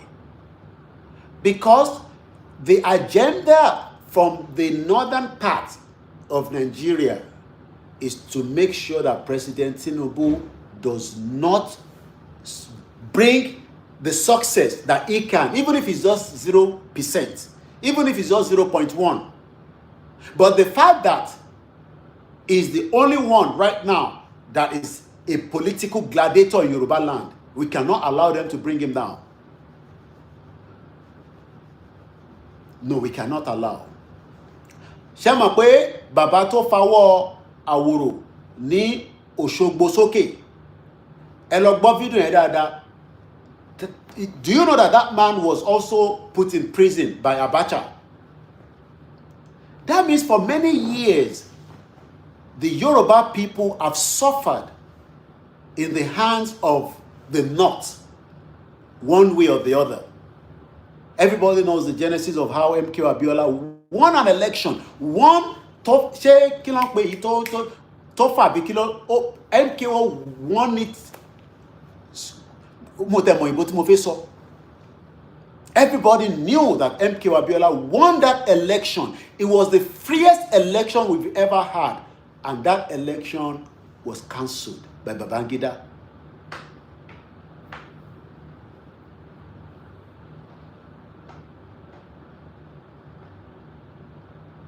And they want to do the same thing with President Tinubu. The question is, what is it in for the North that they are not comfortable with the South being the president? Let's put the sentiment of our quest. That is still our quest. Like a water. You know, when you are thirsty, you want to drink water. You're very tasty. To ba mo coke kò lè dàbí. Mo kí brother mi, ẹ̀gbọ́n mi Fatai Ṣówẹ̀mímọ́. Ọba Elédùmarè ò ní jẹ́ kí a ṣẹra wa gbogbo ọmọ Yorùbá. Mo kí ẹ̀gbọ́n wa MC Olúọmọ, mo kí gbogbo àwọn NURT. Mo kí gbogbo ọmọ Yorùbá. We will all come back and unite as one force to endorse and make sure that President Tinubu remains the president come 2027. I'm not talking to everybody. I'm only talking to people that have this. Because just video kékeré kan tí mo ṣiṣẹ́ tí mo kàn fi sórí status mi. Ìyẹn kan ní Canada. Ń bọ̀.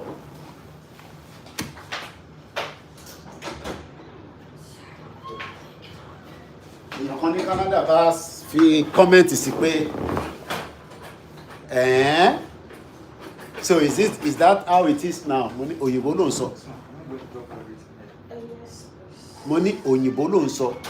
Ó sì máa bá wa sọ Yorùbá. Àwọ̀ kì í ṣe ọ̀tá ilẹ̀ Yorùbá. Mo kí àṣírí kọ̀ọ̀kan Elédùmarè. Bẹ́ẹ̀ni, ẹ kí bàbá wa Tajudeen Ibrahim. Mo kí bàbá wa Alhaji Bashir. MK Abiola won the 1993 presidential election. Ó ná anybody ṣe léṣe. What was the end of it? Do you know the end of it? Simbi Abiola died. Ọlọ́run ló ní kílẹ̀ Abiola kó má di àwòrò tán pátápátá. Mo kí ẹ City Boy Adeyeye. Bẹ́ẹ̀ni 4+4. Àti bẹ̀rẹ̀ campaign. Ẹ jẹ́ kí ṣe mọ̀ pé tẹ́mi bá lọ bẹ̀rẹ̀ sí pariwo nísìn. Kọ́ máa lọ ní Koiki ò bá dẹ̀ ṣe sùúrù. Àwọn mọ̀ pé bó ṣe fẹ́ gbé ẹ lára yan fẹ́ dìde tán. Tí máa wọ aṣọ 4+4 ní London. Tí máa wọ ní Nàìjíríà. Mo ní mò ń bọ̀ padà tí campaign bá ti dé. Tá máa dé fìlà. Àwọn ìṣọmọ Yorùbá ọmọ alẹ́ ọmọ ọkọ̀ Yorùbá ni mí torí pé North support North. Fúlàní dúró ti Fúlàní, a máa dúró ti bàbá Tinubu délẹ̀ ni. Bọ̀ òǹgbẹ tó ń ṣe wá kò tí kúrò. Tó òǹgbẹ bá mú ẹ tó bá mu Coke kò lè dàbí. Mo kí àwa Stella Ṣódẹ́yìndé. Ẹ mọ̀ pé tíyàn bá wà tasty tó bá mu juice kò dàbí pé kò mu omi. Torí omi ẹ gangan ló máa ṣe nǹkan. Mo kí sister mi lè ọmọ tó ṣọba ń kí bálé rẹ̀.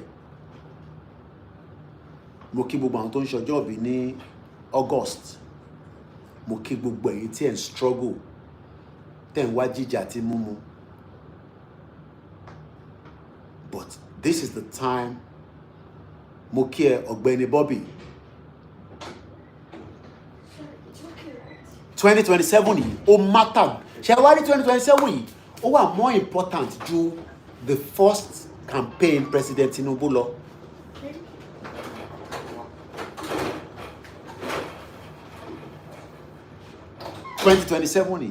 Ó wà very more important.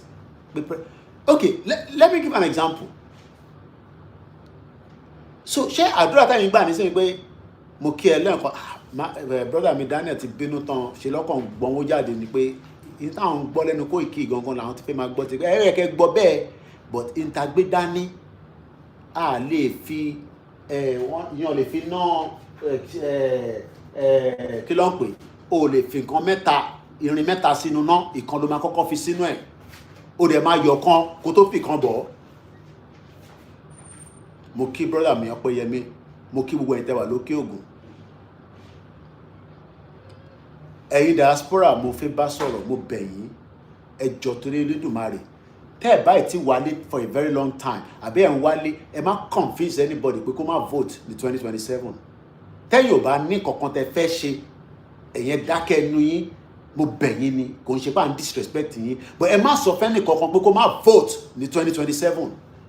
A fẹ́ jẹ́ kí àwọn nọ́ọ̀tì mọ̀ pé sẹ́ ní 2027 in tó mú bàbá Délékè wọ́n máa ṣe election. Ẹ wo Davido OBO ọmọ bàbá olówó ó dúró ti ọ̀nkú ẹ̀tàn ó ní tí wàhálà bá dé òun á pe Trump ọni tó nífẹ̀ẹ́ ọ̀nkú ẹ̀ ni. Ṣé ẹ má kí má lọ káwọn ọmọ ọ̀ṣun má lọ bínú owó tó ń bẹ lọ́wọ́ Davido ṣọ̀pọ̀nà owó burúkú ni ṣé bí ń pa ni ṣé ó fẹ́ gbà pọ́n ṣe appointment ni wọ́n fẹ́ fún ni. Ó kọ́kọ́ fi ìfẹ́ tó ní sí Ọ̀ṣun state ìfẹ́ tó ní ló ń ṣe iṣẹ́ tó ní Ọ̀ṣun state ló ń ṣiṣẹ́ fún yàtọ̀ sí pé dancing senator tó fẹ́ràn ẹ̀ ṣe mọ̀ pé gbàmìyàn máa rò pé bí bàbá yẹn ló bí ni. Davido fẹ́ ju owó lánàá àǹtí Fatima ó fẹ́ ju owó wá rántí pé EFCC sì lè wá ó wà tí owó yẹn bá ẹni pé ó fẹ́ ju owó síta ló wá rántí pé EFCC ṣe ti àkáǹtì wọn tó ṣẹ̀ ṣí ni ó yá fowó ẹ̀ papọ̀ padà ọmọ tó gbọ́n. Tí Davido bá wá lè ṣe bẹ́ẹ̀ ṣe mọ̀ pé bàbá wa Délékè sọ fún President Tinubu pé ìbò presidency ìwọ la máa tẹ̀ fún. Gbogbo ọmọ Yorùbá gbọ́dọ̀ jẹ́ kí President Tinubu mọ̀ pé lóòótọ́ ó kù díẹ̀ káàtó àmọ́ 2027 yìí a máa dìbò fún ẹ. Kí President Tinubu náà lè wá bá wa ṣe. Now ẹ jẹ́ n padà sórí main road. Ẹni tó wà lérí Ìgbòho Ọlọ́run bá ń wà pẹ̀lú ẹ̀. Àdé Ìbàdàn ẹ gbọ́ mi dáadáa àwọnú Ìbàdàn until 1 a.m. ó ti dijọ́ Tuesday ìjọ́ Wednesday òkè tí bá ṣe tó máa lọ ka mẹ́sẹ̀jì yẹn. A padà sí Ìbàdàn until 1 a.m. but olóyè make sure pé gbogbo mọ́tò tó tẹ̀lé òun wọ́n pilot mọ́tò yẹn débi pé ẹ mọ̀ pé intan sọ nísìn ó ti di darkness nígbà tá à ń padà bọ̀ iná mélòó ló wà lójú títí wa kò sí street light kankan but nígbà tá à ń lọ lọ́sàn-án kò ń ṣe pọ́ sọ fún mi mo rí àwọn títì tí wọ́n náà ṣe ó tó yìí ní size àwọn ọ̀dà pé ìyẹn yàtọ̀ sí pé kọ́kọ́ da àwọn kíní táà black yẹn eléèbí bíríkì báyìí ni tó máa last dáadáa ṣẹ́rẹ́ ẹ̀yin tẹ́ wá lé ẹ̀yin kọ́ ni mò ń bá sọ̀rọ̀ ẹ̀yin tẹ́ wá ń lé kò tí perfect tó lóòótọ́ o kò tí tó lóòótọ́ o ebi wà lóòótọ́ o wo oúnjẹ lọ́gbẹ́ wá fèmí nísìn status táwa ibi táwa ti ṣiṣẹ́ dé ni but ẹ̀yin náà lọ́ba Elédùmarè gbogbo alájọ máa jẹ́lẹ̀ Yorùbá dáadáa gbogbo alájọ máa gbádùn ẹ̀ there is still a lot ṣẹ́rí ìlú òyìnbó táwa yẹn there is not much that needs to be done there ṣẹ́rí ibi táwa yìí gangan ibẹ̀ gangan ló need a lot of work to be done to be successful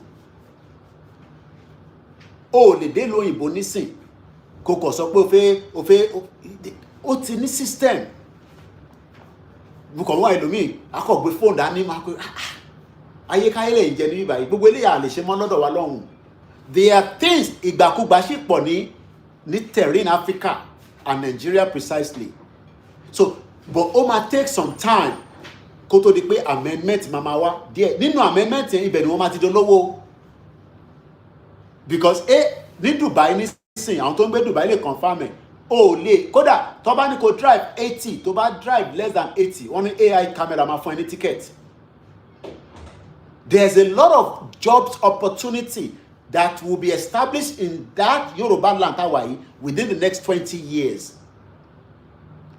UK, America kò lè dàbí. But reason tí ibi báyìí ò tí ṣe wà òkè ni pé pressure ti pọ̀ jù owó tó ń pa nílẹ̀ Yorùbá ló ń kó lọ sí north. Àwa kàn fẹ́ wà very careful tó dáwọn tẹ́lẹ̀ àti mọ̀ pé north ò fẹ́ kí President Tinubu padà. Wọ́n fi fún lọ́rùn pa.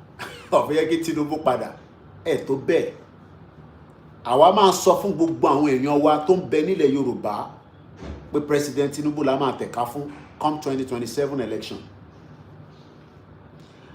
ẹ jẹ́ ká padà sọ́dọ̀ ìrú ẹkùn ká sì gbé ti bàbá Tinubu sílẹ̀ Kábíyèsí sọ̀rọ̀ wọn ní sọ̀rọ̀ tán wọ́n ní níbi táwọn náà jókòó sí lálẹ́ yìí torí nígbà tá a fẹ́ fi kúrò lọ́dọ̀ Kábíyèsí ilẹ̀ ti ṣú gan àti lọ bí almost 10 o'clock lálẹ́ bàbá yẹn ò dẹ̀ kanjú mo ríru ọba bẹ́ẹ̀ ẹ má bínú lọ fẹsẹ̀ gbá kíní tí mo fi ń ṣe program ni mo bọ̀ ṣé mọ̀ pé Kábíyèsí had enough time with us he was not in a hurry ẹ má bínú èèyàn wa ọwọ́ mi mistakenly gba fóònù ẹ̀ ṣubú ni.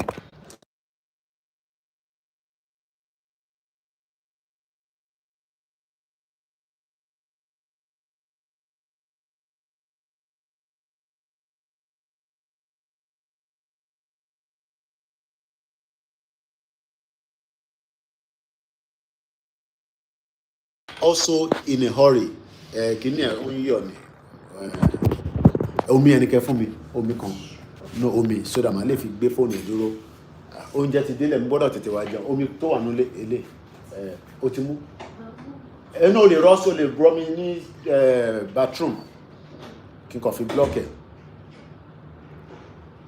àwọn èèyàn gbọ́ mi mọ́ ṣẹ́ṣin ń gbọ́ mi ṣá ẹ má bínú mo ní touch ibẹ̀ yẹn mọ́. There are a lot of road network that we pray that our governor should open up. Mo sọ̀rọ̀ nípa ti Ìkòròdú. We need a better access out of Ìkòròdú because irú brother mi nísìn tó ń gbé ní Ìkòròdú àtàwọn bẹ́ẹ̀ bẹ́ẹ̀ lọ. Reason tó ṣe kúrò ní Èkó yàtọ̀ sí páwọn tó ti ta lé àwọn bàbá wọn tó fi tà fáwọn ẹ̀yà kejì tó fi ń ṣe shop. The rent is killing. So a lot of our people cannot afford rent in the mainland and in the island. Mo kí ẹ Yorùbá freedom. So the voice, ṣé voice yẹn ti lọ ni? Ṣé ṣe ń gbọ́ mi? Ẹ ṣé. Thank you very much. ṣé voice yẹn ti lọ lórí YouTube ó ti wà okay now okay ẹ ṣé gan ni I hope you are with me torí oúnjẹ yẹn ti wà mí báyìí nísìnyí but mo ṣì ní strength láti sọ̀rọ̀ díẹ̀ bọ́ àní pẹ́ púpọ̀ mọ́ a ti ṣe almost 85 minutes mo kí gbogbo èèyàn wa thank you so much àti gbogbo ẹ̀yin silent listeners wa mo kí yín it is breaking ó yẹ kó ti wà okay grandma. Kábíyèsí sọ pé ní Ilé Ifẹ̀ mo kí ìyá wa ẹ̀gbọ́n wa gbogbo yín ni mo kí àwọn náà máa kó nǹkan táwọn ní sílẹ̀ fún olóyè Ìgbòho.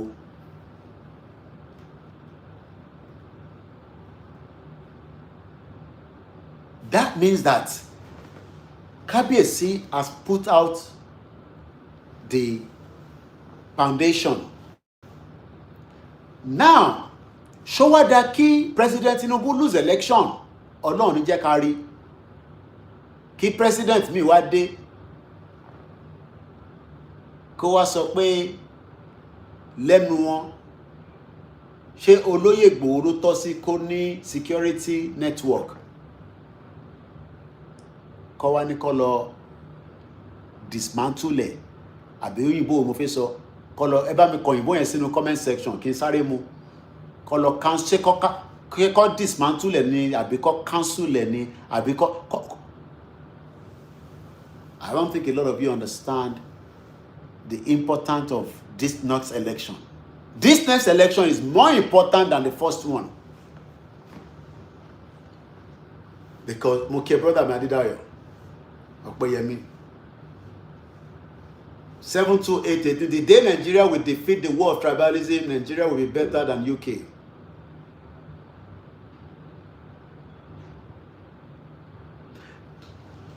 Kabiyesi has proven to us on Tuesday at Ile Ife that we are one people and èpè àólẹ̀ kankan mú anybody.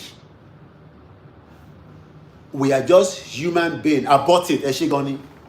The next president will just say kó lọ abort or kó revoke ẹ ṣé òyìnbó tẹ́fẹ́ sọ nìyẹn kó revoke license yẹn and irú Ekun will become a thing of the past àbí past of the thing the lama sọ. Because I want to wind down in a minute or 2 or 3 or 5 or 10. What Kabiyesi has done for us on Tuesday, he has put a high mark for all Yoruba people ní gbogbo àgbáyé pé ká máa ran wa lọ́wọ́. Lóòótọ́ wàá ran ẹlòmíì lọ́wọ́, ibi ló máa fi sú ẹ. But wọ́n máa rántí pé ẹni tó ń fi ibi sú wa yẹn, ṣé mọ̀ pa àmọ̀ tẹ́lẹ̀ ní ilẹ̀ Oòduà wọ́n ń ṣe àdúrà tí àdúrà yẹn dẹ̀ máa mọ́ gbogbo wa lórí. Let us just have that at the back of our mind moving forward. But whatever we are going through as Yoruba people, Turkey ló wà ní. Ẹ wo ru brother mi nígbà tí mo ní a fẹ́ lọ Turkey. I called him. Mo ní mo fẹ́ wá Turkey. Ó ní òun ò sí ní Istanbul. Ibi tó wà is like far away from Istanbul. Tó ń pè ní Izmir. Ṣé Izmir ni? Ó dà pé mo rán Izmir náà ni. Manisa. Ó ní òun lè bá mi rí ibì kan ní Manisa. Manisa ó dàbí ẹni tó fẹ́ wá sí Nàìjíríà kó wá sọ fún pé wàá mú lọ sí àtẹ̀sọ́ pé Ìbàdàn tẹ̀sí súnmọ́ wàá mú lọ sí side ibi Ọ̀ṣun state àbí Òṣogbo lọ́hùn ibi tó ń gbé nìyẹn fúbọ́là gidi ni coach ló ń ṣe nísìn ó gbọ́ èdè ó ní passport Turkey ọmọ Turkey ló fẹ́ pẹ̀lú ìyàwó pẹ̀lú ọmọ méjì ṣé ló àwọn yẹn nísìn ànífẹ́ kọ́ wálé kọ́ wà ní Turkey ìyàwó ẹ̀ dẹ̀ da ẹ̀rọ pé Yorùbá ní ìyàwó ẹ̀ da kódà kọ́lọ̀ ń bá mi fọ̀run kí alájà rí ìyàwó ẹ̀ ìtọ́jú wa ti rí kò ṣe máa fẹnu sọ ni mo ní yes mo ní láti move wife mi tó wà ní Nàìjíríà mo move ẹ̀ jáde nígbà tí ogun yẹn le tó lóye sọ pé no a lè jẹ́ kó wà ní Nàìjíríà kó má di pé wàhálà máa tún lọ di pé tó bá ti mú ìyàwó Koikimedia ṣe mọ̀ pé tó bá ti mú ìyàwó Koikimedia náà ṣe mọ̀ pé kíní àtú ó máa fẹ́ tèèyàn la ṣe ní kíyàwó mi lọ gbé ní Turkey ẹni tí ó ṣe bá ṣe dé sí Turkey ta settle down lóòótọ́ alájà máa ń lọ Turkey kódà tí alájà fi jáde láyé ó sì ṣe birthday kan tọ́lọ́run ló máa ṣe láyé kó tó jáde láyé ní Turkey. She was in Turkey last year, but ẹni tí ọ̀rọ̀ Turkey yẹn fi di pé ìyẹn máa ń sọ fún yín nígbà yẹn ẹ̀rọ kí n máa ń sọ lórí ètò. This is the first time kò ń ṣàṣírí kankan. It's just what we have to go through so that kí Yorùbá lè ní ọ̀nà àbáyọ. These are the sacrifices that I have to put myself in. Mo kí grandma Alájà Adeyeye, mo kí Alájà Gbangbala, mo kí ìyàwó Ewetuga, ìyàwó Grace, mo kí gbogbo ìyàwó. These are the sacrifices. Tèmi láti sacrifice. Kò ń ṣe pé ká tó bẹ̀rẹ̀ Yorùbá nation mo ti níyàwó méjì. Ká tó bẹ̀rẹ̀ Yorùbá nation ni mo ti níyàwó méjì. Kò ń ṣe gbà tá bẹ̀rẹ̀ Yorùbá nation. Àwọn tó ń rí ìyàwó mi ní ọ̀dọ̀ Ìgbòho, wọ́n rò pé girlfriend mo gbé sínú ilé. Ọkùnrin mẹ́ta dẹ̀ lòun náà. Kọ́lọ́n bá ń dúró tì kó bá ń ṣe gbogbo tó ń fẹ́ fún pátápátá ẹ bá mi ṣàmì ẹ̀. Ó dúró tì mí pátápátá àti tó ń bẹ ní London. Àwọn méjèèjì dúró tán gẹ́gẹ́ bí tí baálé wọn lọ torí bọ̀. Just like báwọn ìyàwó Ìgbòho náà ṣe dúró tì. Mo dẹ̀ dúpẹ́ pé mo láǹfààní àti rí ìyàwó méjèèjì tí olóyè náà ní. At least ti Canada wọ́n wá London mo láǹfààní àti rí wọn. Sister mi àtẹ̀tí jàmàlà lọ́dọ̀ olóyè. Ìjọba ti dé bẹ́ẹ̀ olóyè tẹ̀tú sáré jáde níjọ́ Monday tí mo dé láti gbé àmàlà àti ọbẹ̀ tó da jáde pé Koiki ti wálé o adúpẹ́ fọ́lọ́run. Mo dẹ̀ kí gbogbo àwọn tó ń ṣiṣẹ́ pẹ̀lú olóyè náà lọ́tún lósì àtàwọn security wọn pẹ̀lú killer. Mo kí Wisdom ọkùnrin mẹ́ta. Mo kí gbogbo àwọn mídíà wa láti Bàbá Èkìtì Lady K gbogbo wọn àti Yèyé Dára Yorùbá Wuyì gbogbo wọn mo kí. Kò ṣe gbogbo ẹ̀ ló lè wálé bẹ́ẹ̀ mi ṣe wálé but ẹ mọ̀ pé mi sójà lè mi sójà gidi ni mí ibi tó bá le láti ń bọ́ ọmọkùnrin. So mo dúpẹ́ lọ́wọ́ ẹ̀ tóbi. Èní ni birthday ẹ bá mi kọ̀ kí òun wà lórí Instagram tí wò mí. Òun ló make journey Turkey for 2 years tí ìyàwó mi wà níbẹ̀. Òun ló make it easy. Ẹ wá wo gbogbo eré ta sáyẹn. Kábíyèsí dẹ̀ ti wá fún wa ní pé kí gbogbo ọmọ Yorùbá bí kíbi ta bá wà ká ran ra wa lọ́wọ́. Lóòótọ́ kò ń ṣe gbogbo ẹni tẹ́ ràn lọ́wọ́ ló máa padà san ẹ̀san fún yín. Ẹ̀yin ẹ gbà pé ẹ ṣe látara pé ọmọ Yorùbá ni wá. Tá bá ti ń ṣe yẹn a tètè máa ní progress. Fún ilé tẹ̀tí sọ pé kò 15%. Tá bá ràn ra wa lọ́wọ́ la máa tètè ní progress. Mo kí Black Ebony, mo kí FBI, mo kí gbogbo àwọn tíìmù wa, mo dẹ̀ kí Afọlábí tó jẹ́ òun ló ẹ̀dì Koikimedia yàtọ̀ sí pé ìyàwó mi tó manage wọn tèmi ò bá sínlé. Afọlábí dúró tán. Ọkùnrin mẹ́ta ni. Ẹ rí nínú picture because àwọn tó wá ṣe program kan ní Àkúrẹ́. Ibi táwa bá ní nǹkan kan ṣiṣẹ́ ó ti parí program yẹn nísìn. Wọ́n wá ó dà pé South Korea lọ́nà ti wá tọ́wá sí nípa ọ̀rọ̀ kòkó. Program yẹn Afọlábí wà láti jọ ìyẹn lẹ̀ ṣe rí láàrin àwọn tíìmù wa tàjọ travel yàtọ̀ sí tó ń lọ sí Ọ̀nàchè ni wọ́n fẹ́ yìnbọn fún. Òun ló tú àṣírí àwọn tó fi wá pọ̀ olóyè. Òun ló jẹ́ ká mọ̀ pọ́ ti block gbogbo títì. Ẹ bá rántí July 1st kọ́lọ́ bá dúró ti Lady K ìyálájẹ gbogbo Canada. Ọlọ́run ló ní kó má pa Ọ̀nàchè fún mi.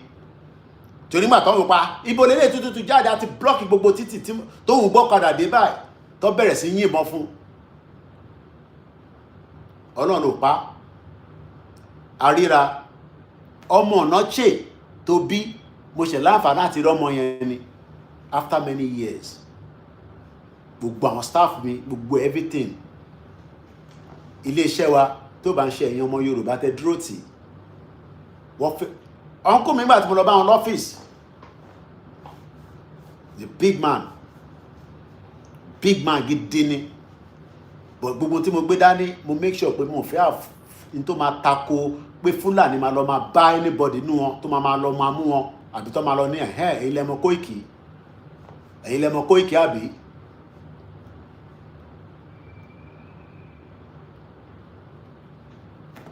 Àbọ̀rọ̀ mọ̀ yé nísìn.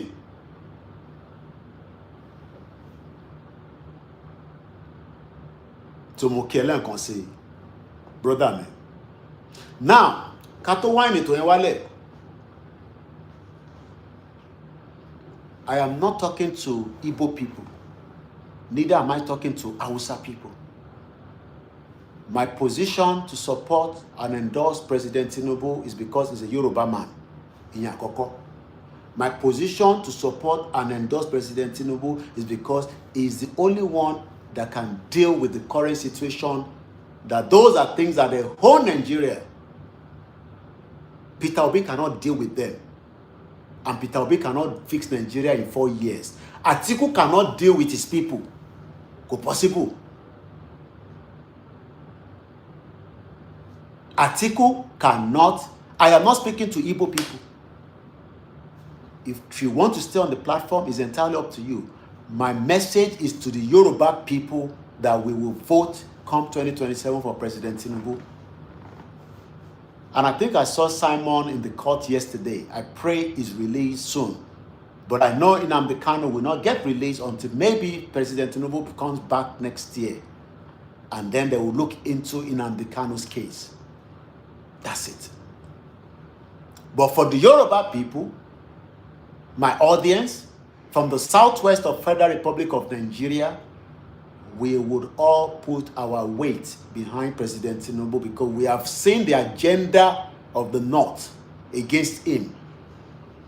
That they want to use him as a scapegoat come 2027. And nobody dares, after the result has been declared and we have voted, and they say, Nigeria, you will all have to face the consequence of the law. Because we will not allow you to use Yoruba land and destroy it, just as it was done during the NSAS. Yes. Irú Ekun, ẹ dá mi lóhùn, iṣẹ́ pọ̀ tá máa ṣe. Nobody will burn anything down in Yoruba land before and after the election. We will protect our land. As we protect it in the forest, we will defend it inside to make sure that anybody tó bá fẹ́ dálẹ̀ rú kó lọ sí state wọn. The southwest will be protected. We will protect those that are not Yoruba people, but we will not allow a non-Yoruba person to come and destroy Yoruba land because they are not satisfied. Because we are going to campaign. Everybody has the right to go and campaign. Everybody has the right to go and vote. But when the result is announced, and we have all seen the clarity that the result has been announced, and the winner, by the grace of Almighty God, will be on our own side, you will not use Yoruba land for anything. We will not give you the room for that. You can go to your own state and do that. But in the southwest, we will not give you the room to do so. So, Lenkonsi, thank you so much, Kabiyesi. It gave me a good audience. And I'm very grateful. Bẹ́ẹ̀ni, kò ṣe fi lé ajá lọ́wọ́ irú Ekun. Kò ṣe fi lé ajá lọ́wọ́. To be a member is free as a volunteer. Kódà, àbúrò mi tó wà ní Kòròdú, òun náà ti darapọ̀ mọ́. Ẹ̀gbọ́n ìyàwó mi, òun náà ti darapọ̀ mọ́ ní gbogbo ọ̀nà Àlèmọ́ṣọ́ ńbẹ̀. Mo kí gbogbo yín Àlèmọ́ṣọ́, mo kí gbogbo yín gbogbo ibi tí ìrù Ekun wà. Brother mi kan pè láti Birmingham, mo ti connect wọn mọ́ coordinator tó wà ní Ondo. Let everybody start bringing people from their own community. That is how we can have the cluster to stop the menace of the bandits and the terrorists, kidnappers, and those that wants to Islamize Yoruba people. Tẹ́yìn náà bá ní ọmọ 20, tẹ́ bá ẹ̀dálẹ̀ sí branch yín níbẹ̀ within your own community. So that tó bá ní wọ́n jíyàn gbé nísìnyí, as an example, àwọn tó jí gbé ní Ogun State, I can confirm they've been released and no ransom was paid. President Tinubu, we will not pay any ransom to any goddamn bombastical bandit known as terrorists. We will not pay ransom to you. You cannot come and disengage our people from going to the farm put them in a pressure where they are scared on their lives every day. So Ekun will work with the state governors, which is definitely they are the chief security. We will work with the police. We will work with the DSS. We will work with the EFCC, because money that is being moved from one account to the other, some of those monies are known to be terrorism money. They are financing terrorism. Okay, OLAKUNLE, I hope you're getting better now. Tuesday, he lost his voice completely. My staff are working tirelessly. We have given a bit of room. Tabanika kai ranjuma gbogbo videos wa ká bẹ̀rẹ̀ sí branded. Àwọn èèyàn wa kan ní rí lò. Kò ṣe gbogbo àwọn tó wà abroad tó wà káàkiri ló máa lè rí video ṣe. Our staff are fantastic. My drone pilot is the best. Kò tí sẹ́ni tó kápá ẹ̀. Kọ́lọ́ba ó need the phone gidi. Ó sọ fún mi ọ̀gá, ẹ̀rí pé phone tí mo ti manage drone is the best. Mo now staff to they are dedicated. They've dedicated their time. Ẹni tó ń gbé wa àfún lówó.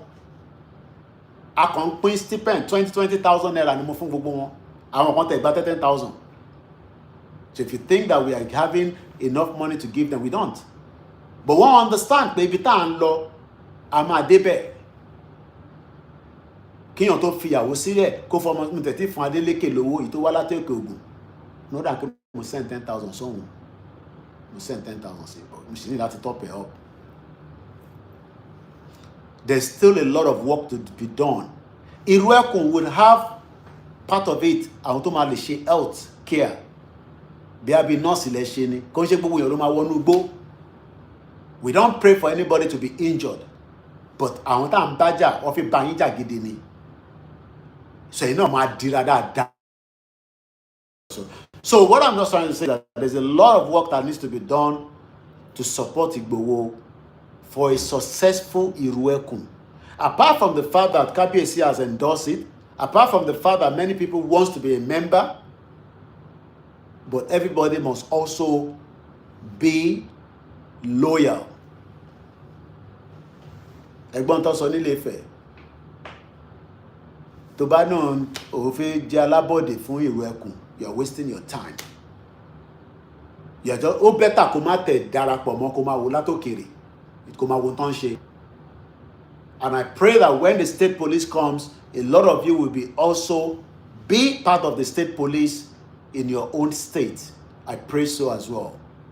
I pray that as we continue to ask for better governance and better opportunity for many of you, I pray that our governors will do more. President Tinubu sì sọ fún Bàbá Olúbàdàn, owó táwọn governor ń gbà, ó pọ̀ ju owó táwọn ń gbà lọ nígbà kan, ẹ ṣé bàbá wa Àyìndé Usman. Owó tí àwọn governor ti sì ń gbà, ó pọ̀ ju ti tẹ́lẹ̀ lọ nígbà táwọn President Tinubu táwọn sì ń ṣe gómìnà àti Bàbá Ládọjà. So there's no reason why the governors cannot do. There's a lot of problems. I see poverty across as we were traveling. I see it. I feel it. There's still so much work to be done. And the diaspora has, just to close it now, the diaspora has done their best. We are sending more than enough $1 billion. We are sending that home. But kò lè dàbí tó ń pè kó ṣe sùúrù. Owó tí àwọn diaspora fi ránṣẹ́ sílé, ẹ bá mi kọ́lé, ẹ ṣe this, ẹ ṣe that. Gbogbo ọ̀dẹ̀ lè dàbí brother wa tó ń stream, tó ń rówó nínú streaming. Àwọn kan máa lọ ṣiṣẹ́ ni.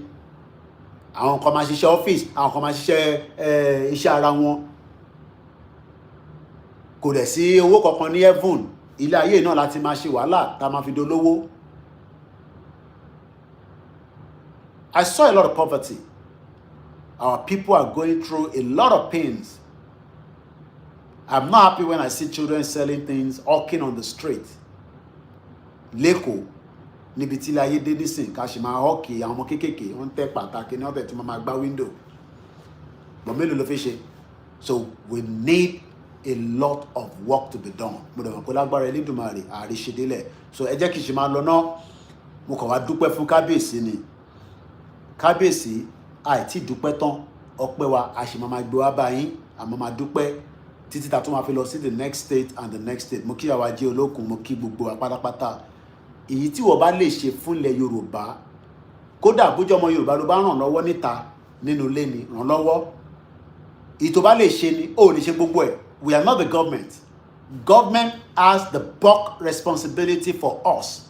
It is the responsibility of the government to make sure that our well-being, àlàáfíà wa àti ọ̀rọ̀ wa àti jíjẹ àti mímu wa, to make it possible.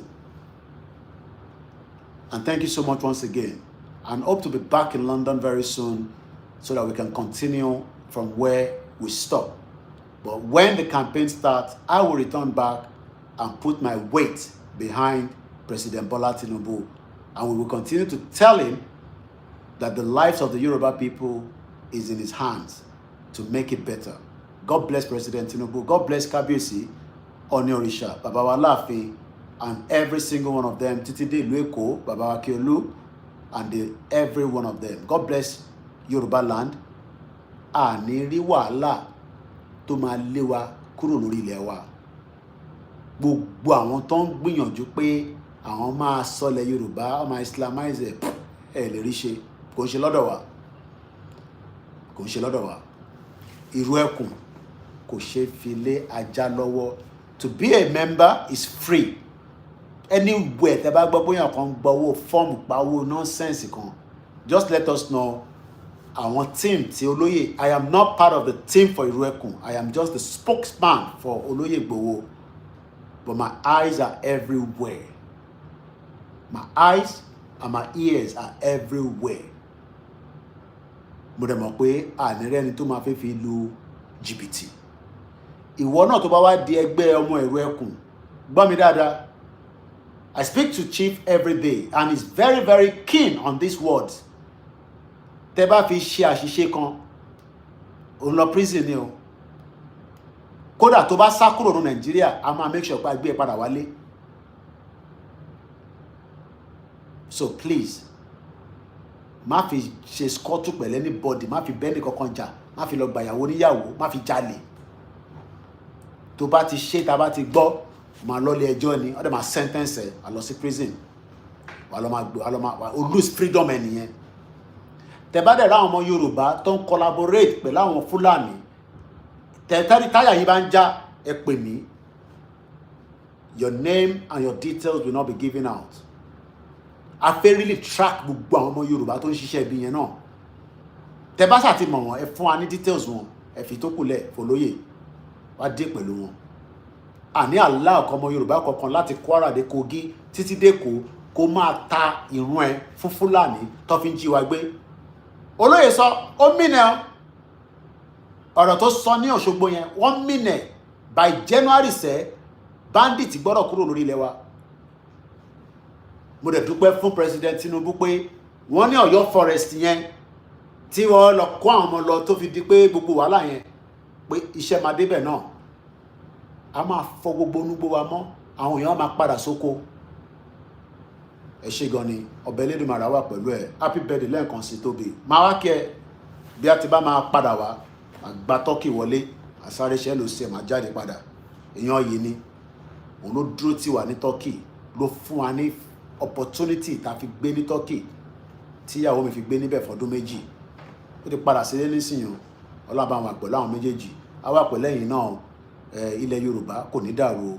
Gbogbo ẹni tó bá fi dàrú, àwọn alálẹ̀ máa mú ẹni. Gbogbo ẹni tó bá dẹ̀ náà fi dalẹ̀ Olóyè Igboho, ilẹ̀ máa yọ̀ yín ni. Láṣẹ Èdùmàrè. Koikimedia, bringing the world closer to your doorstep. Bye for now.